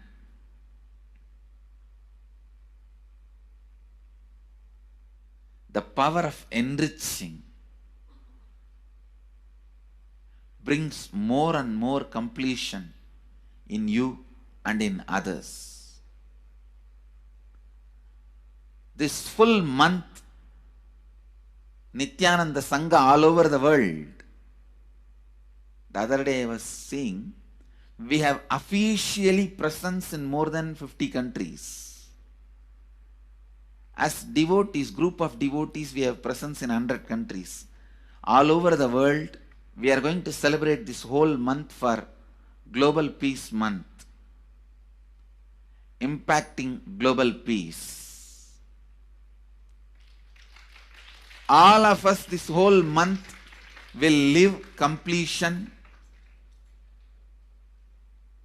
and do samskara dahana kriya, means burning the patterns which separates us from others, burning the patterns which are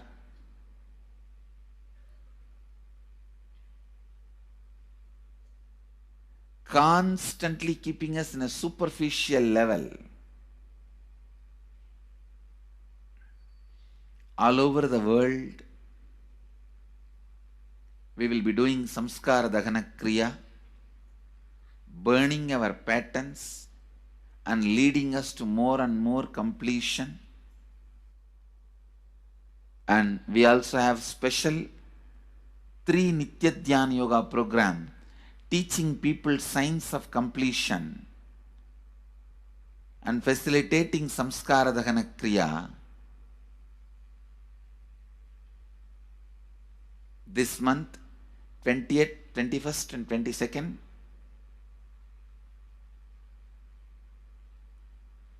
this whole month, all over the world, all our temples, ashrams, centers, yoga centers, schools, colleges, universities should do samskara dahana kriya, should do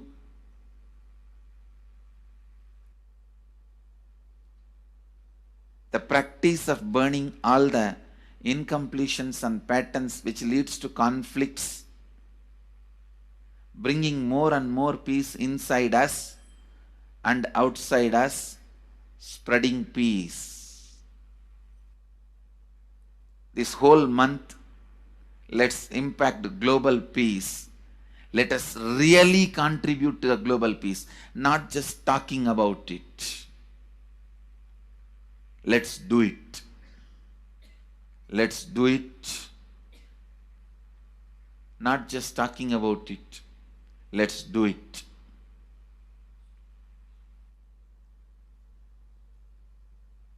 Even if you teach the Samskara Dagana Kriya to 50 people in each area,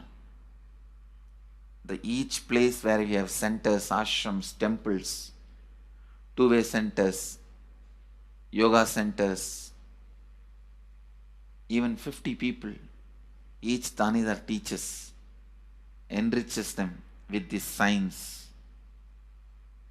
The amount of suffering and negative waves, negative vibes reduction can contribute so much to the world. Please understand. One positive person can burn millions people negativity. Experientially, with evidence we proved, one positive person has already burnt at least 20 million people's negativity in last 10 years and brought peace. So each one of you, if you stand up as one positive being, one authentic, responsible, enriching being,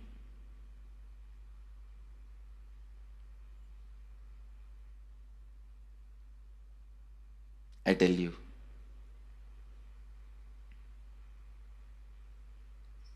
we can do so much to the world. It will be a better place than the time we entered. When we leave, it should be a better place. That's all. When we leave the earth, it should be a better place. So understand, inner peace is your birthright. Go to the depths of your being. Bring more and more completion into you. Completion with others. And start living Advaita. Today in the Inner Awakening session, it's all about completion with others.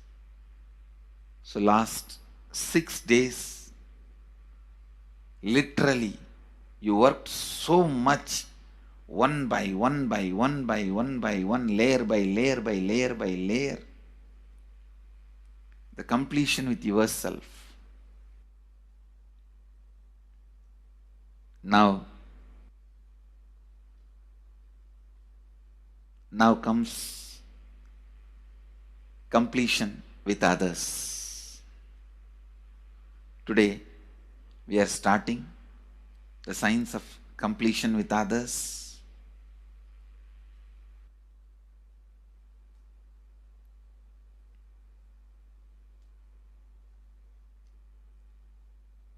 It's one of the most powerful science. Does so much to human beings, not just healing their relationships, even inside their consciousness, this inner space, so much of good is done. So much of awakening is done.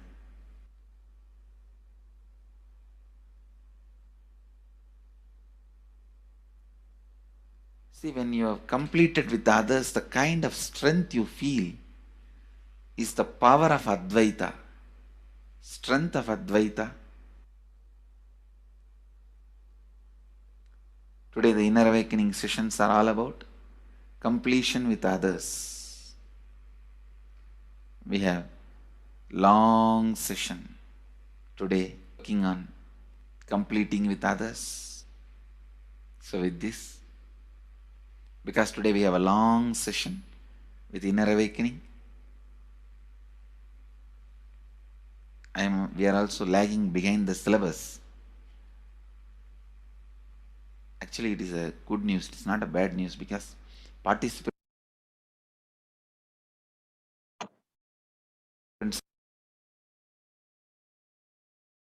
Now, let us listen from the Supreme Pontiff of Hinduism that self-transformation is a secret to achieve global peace.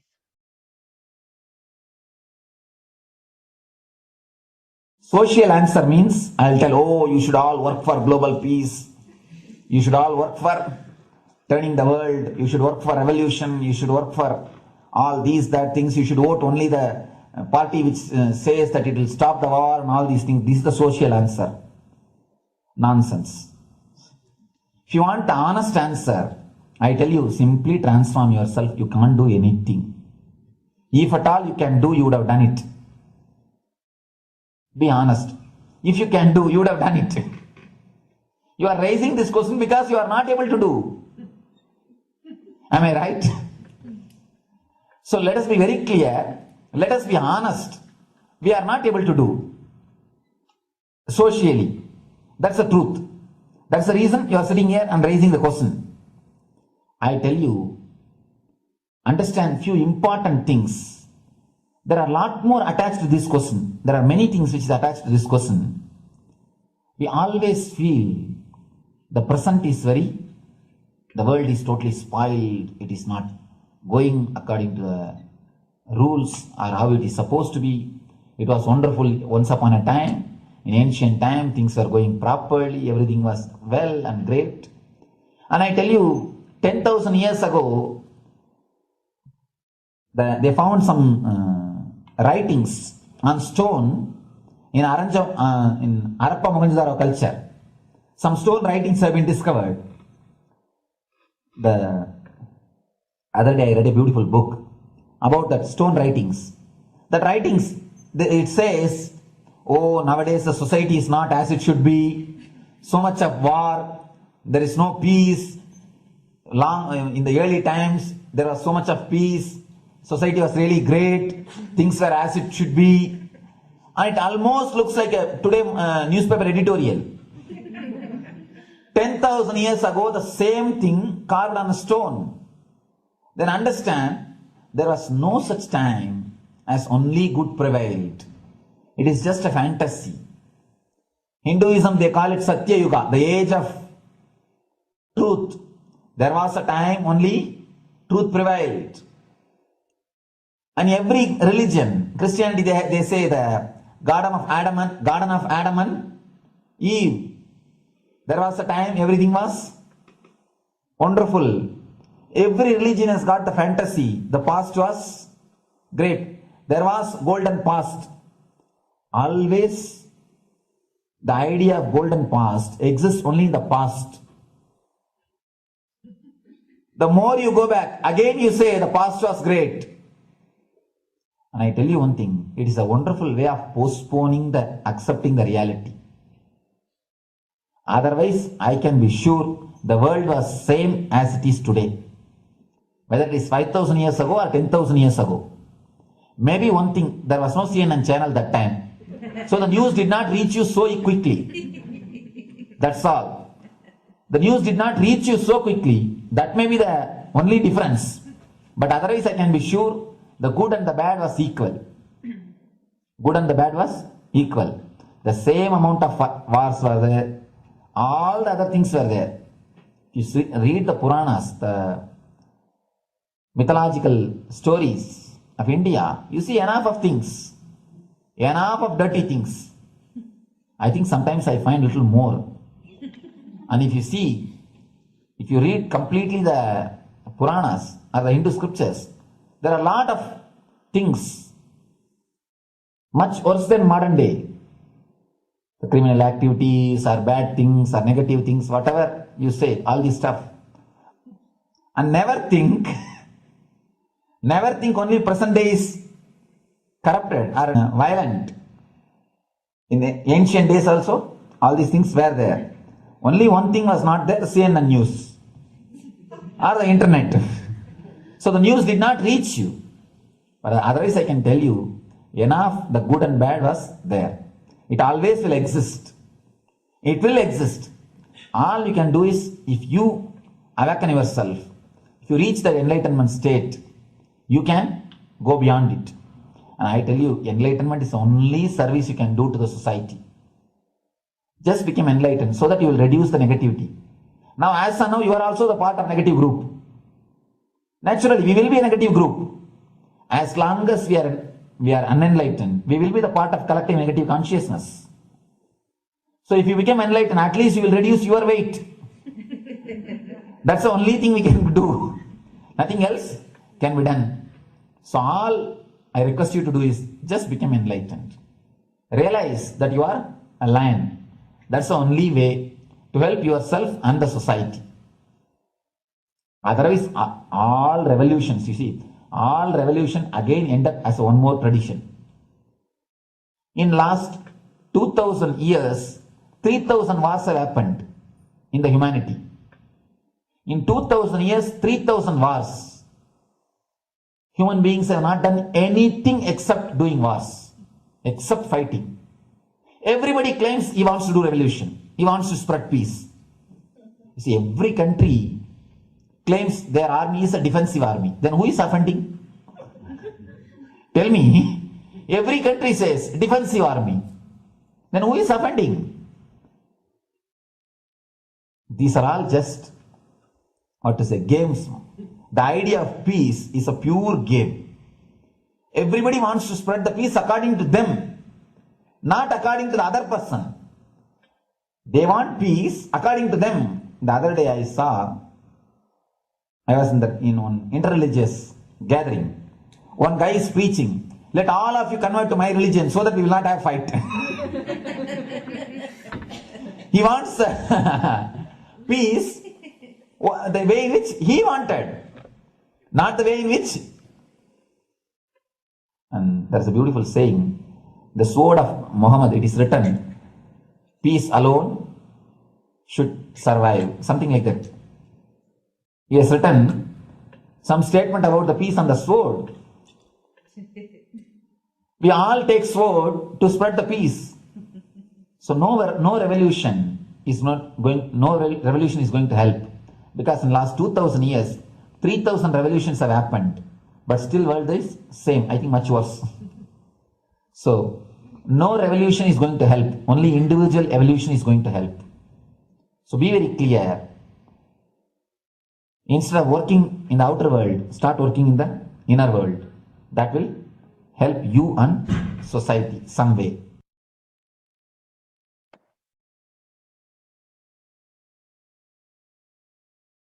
Now, we listen from the Supreme Pontiff of Hinduism that Sri Kailasa is all about peace-based powerfulness. Listen carefully. The space of Shanti,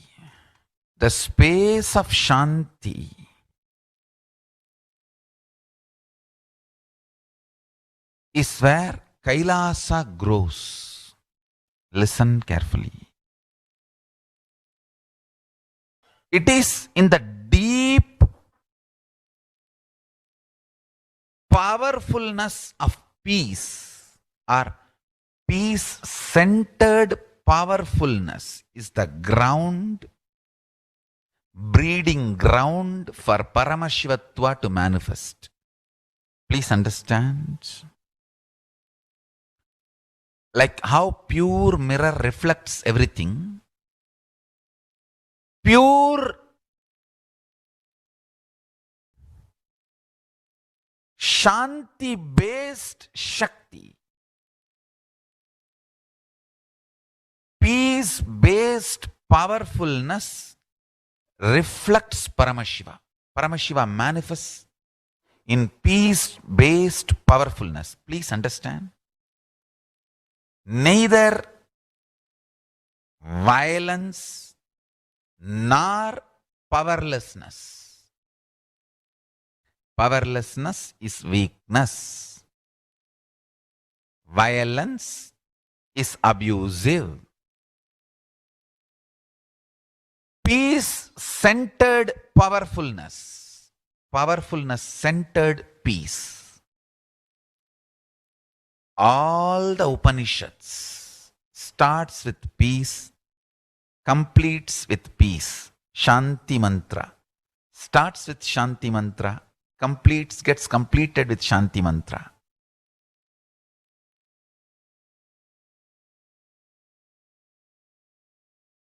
Peace-based powerfulness is a fundamental requirement for Paramashivatva to manifest. That is why people who don't want us to manifest Paramashivatva or power manifestation do not want to allow the peace in our life or do not want peace in our campus. Understand?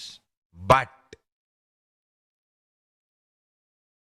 only if you are peaceful, which cannot be shaken even by the demons and devils and rakshasas, we can be in eternal peace. So, remember this very clearly.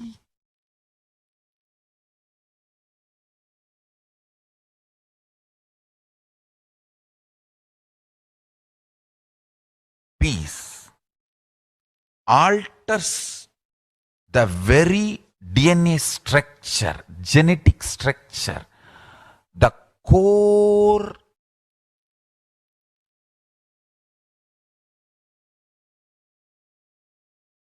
Anu Mahat structure. Understand? Anoraniyan Mahato Mahiyan.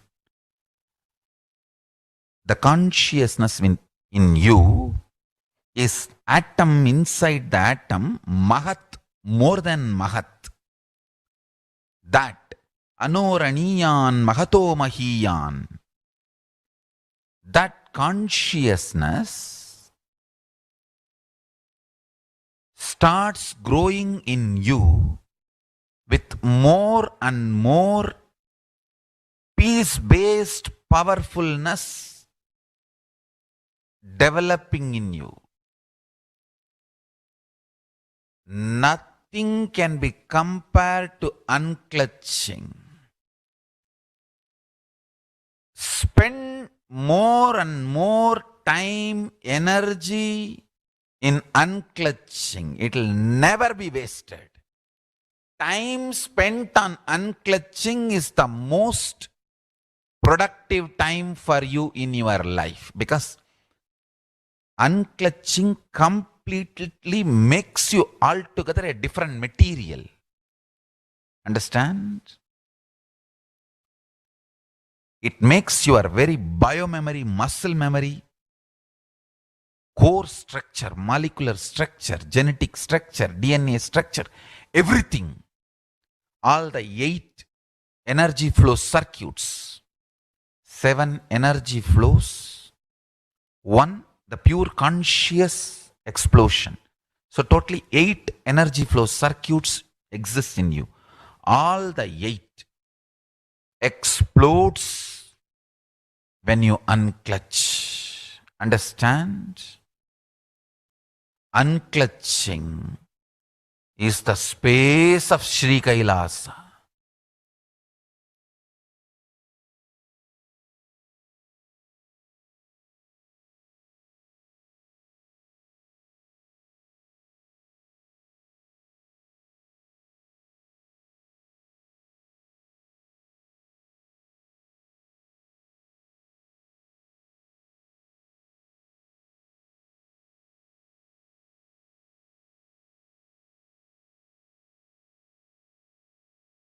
Listen.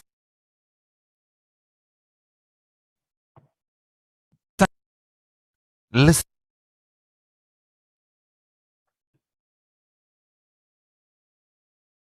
Now let's listen from the Supreme Pontiff of Hinduism. Every prayer in chanting, Hinduism every begins prayer with in peace, Hinduism ends with peace. ends with Shanti, Shanti, Shanti 3 times. Means peace, peace, peace. Hinduism is the real religion. Loving peace, living peace. Individual level, social level, global level. Understand? Hinduism lost all its 56 nations, 200 states, 10,000 kingdoms, samsthanas, is not a loss to Hinduism, it is a loss to planet Earth, human beings. Wherever Hinduism is practiced, kept alive, the ideal of global peace is kept alive. Just do this one simple statistics. You yourself study. Google and study. Take the top 10 religions and list how many people they converted in last 200 years, how many people they killed. List for each religion. I can be 200% sure. You yourself will realize Hinduism is the most peace-loving and peace-living religion, neither conversion nor terrorism. Neither conversion nor terrorism. Being the supreme pontiff of the most peace-loving, peace-living religion, I give you all my blessings on this International Peace Day. Understand? It is we Hindus need to keep the global peace as a living possibility, and we need to make this global peace as reality. Just talking about global peace will not work. Working for global peace only is the responsibility of the real living Hindu. Anyone who wants to claim themselves as a Hindu or practicing Hindu should work for global peace. Global peace is our responsibility.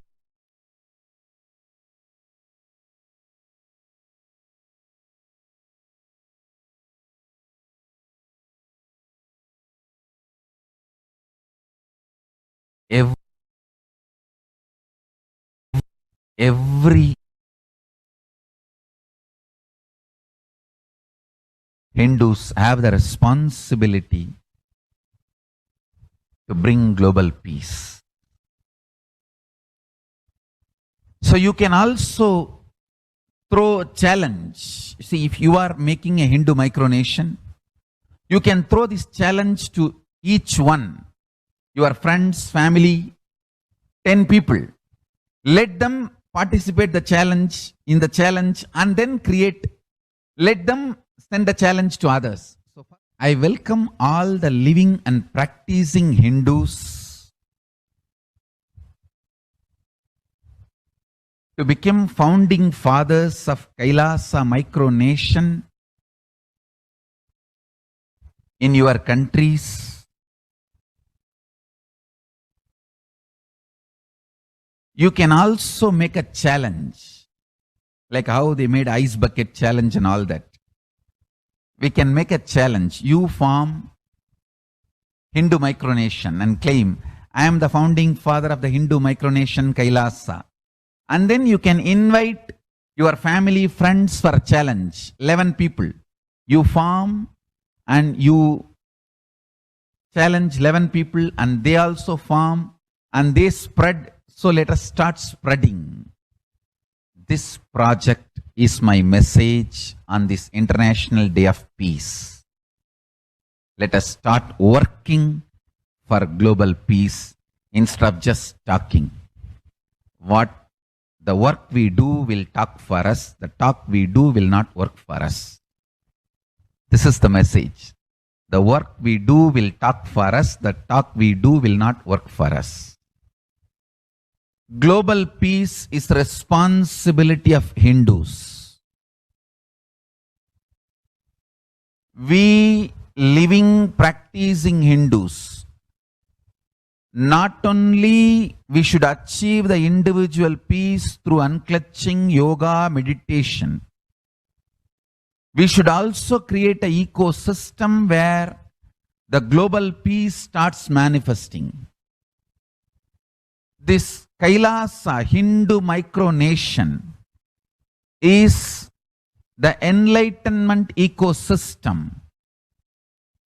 I request every living practicing Hindu to manifest, do it. So the global peace can manifest from these Kailasa Hindu micronations all over the world.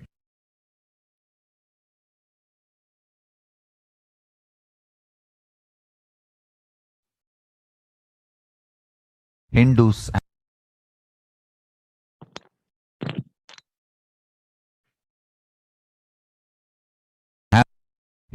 have the responsibility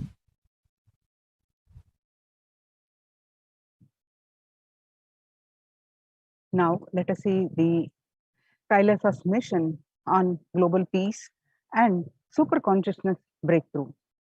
The sovereign order of Kailasa, led by the Supreme Pontiff of Hinduism and Nithyananda order of monks, nuns, and Hindu diaspora, are working for global peace and to give a super consciousness breakthrough to humanity.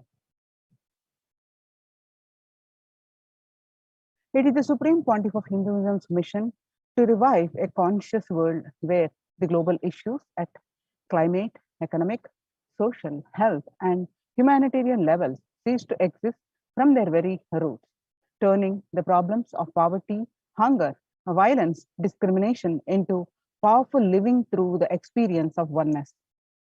The Supreme Pontiff of Hinduism has been working from the very grassroots levels to usher in an era of peace at all levels: individual, social, societal, national, and global. His deep insights into the workings of human mind, body, emotions have enabled him to powerfully and directly address various social, emotional problems facing humanity today.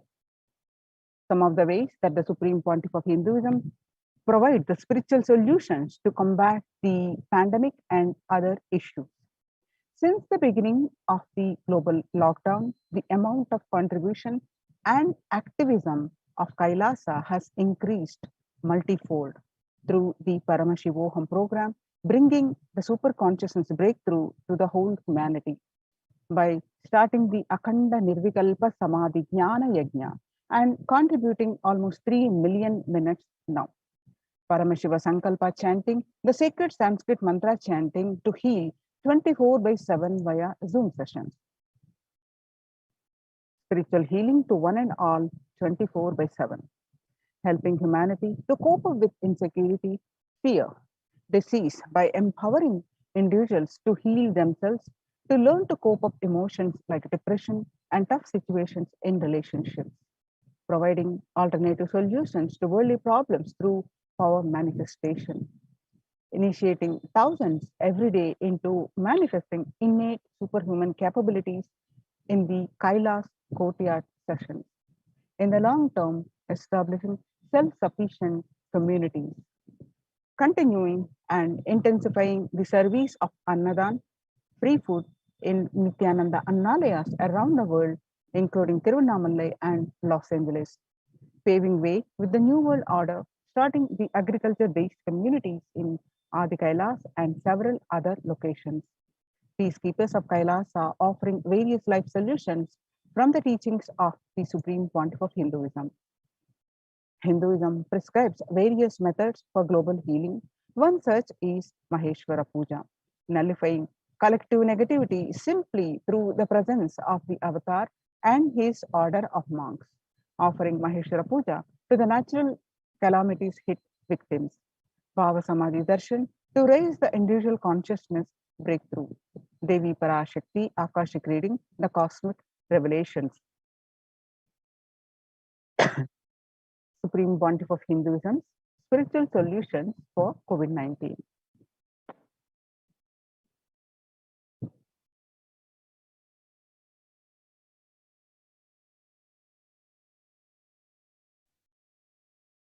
Society was created with the delusional ideas of too many human beings, blind spots, and the decisions made from those blind spots. If the visionary of a civilization or country or nation has blind spots when he develops a vision for it, the whole civilization suffers and those blind spots forever. Now it's time that nature, Prakriti, resets itself. Many of the blind spots based visions, ideas become important components of the society. This pralaya, which is happening, is melting down everything which is delusion based. The world as we know is gone. Let us celebrate God. This isolation, which is seemingly endless with an unknown future, which is compelling humanity to make 100% lifestyle change, is something to be deeply dwelt upon. Our problems need to be addressed only with spiritual solutions and powerful cognitions. To stop people having mental breakdown, pandemic fatigue, collapsing, depression, destruction, and also give them super consciousness breakthrough and revive the enlightened civilization. Supreme Pontiff of Hinduism continuously gives spiritual solutions and powerful cognitions. Some of the spiritual solutions and powerful cognitions are unclutching, practicing completion, practicing oneness, practicing ajapa japa of Mahavakya, Om Nithyananda Paramashivoham, consciously building deep feeling connection, yoga, puja, vegetarian diet, and nirahara samyama. It's time we all take the responsibility to save humanity, to protect people. All these spiritual solutions are free and open for all. Let us take a few minutes now and share with as many people as possible. Let us save the world and let us give them the experience of these spiritual solutions, especially the experience of unclutching. That is called Nirvikalpa Samadhi Jnana Yajna. Initiation and practicing this practice, people from over 50 countries continuously radiate the space of Paramashiva by practicing the unclutching meditation 24/7 a day, 7 days a week. Started from 13th May, Indian Standard Time. At any given point of time, there were 4 to 8 zones actively unclutching around the world. Join this movement by joining at http://kailasa.tv/minutes for peace.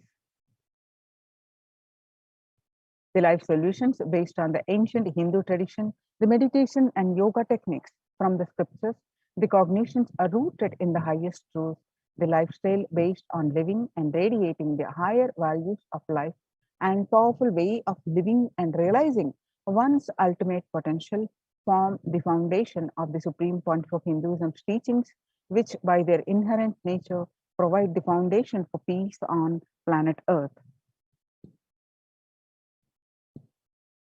The Supreme Pontiff of Hinduism has launched the Minutes for Peace initiative, which aims to reduce crime globally by conducting the mass meditations around the world in parallel. In 2014, just after 2 years of launching the program, it crossed over 1 billion minutes of meditation. Scientific studies have shown a reduced crime rate after the participation in the meditation and completion techniques. In 1976, it was found that when 1% of community practiced meditation and pujas, the crime rate was reduced by 16% on an average. The current tally on Minutes for Peace website is more than 4.3 billion cumulative minutes of meditation logged, including all the events, programs, festivals, and where people have gathered in large numbers and participated in meditations and rituals. The total count comes out to be a staggering 409 billion minutes for peace so far.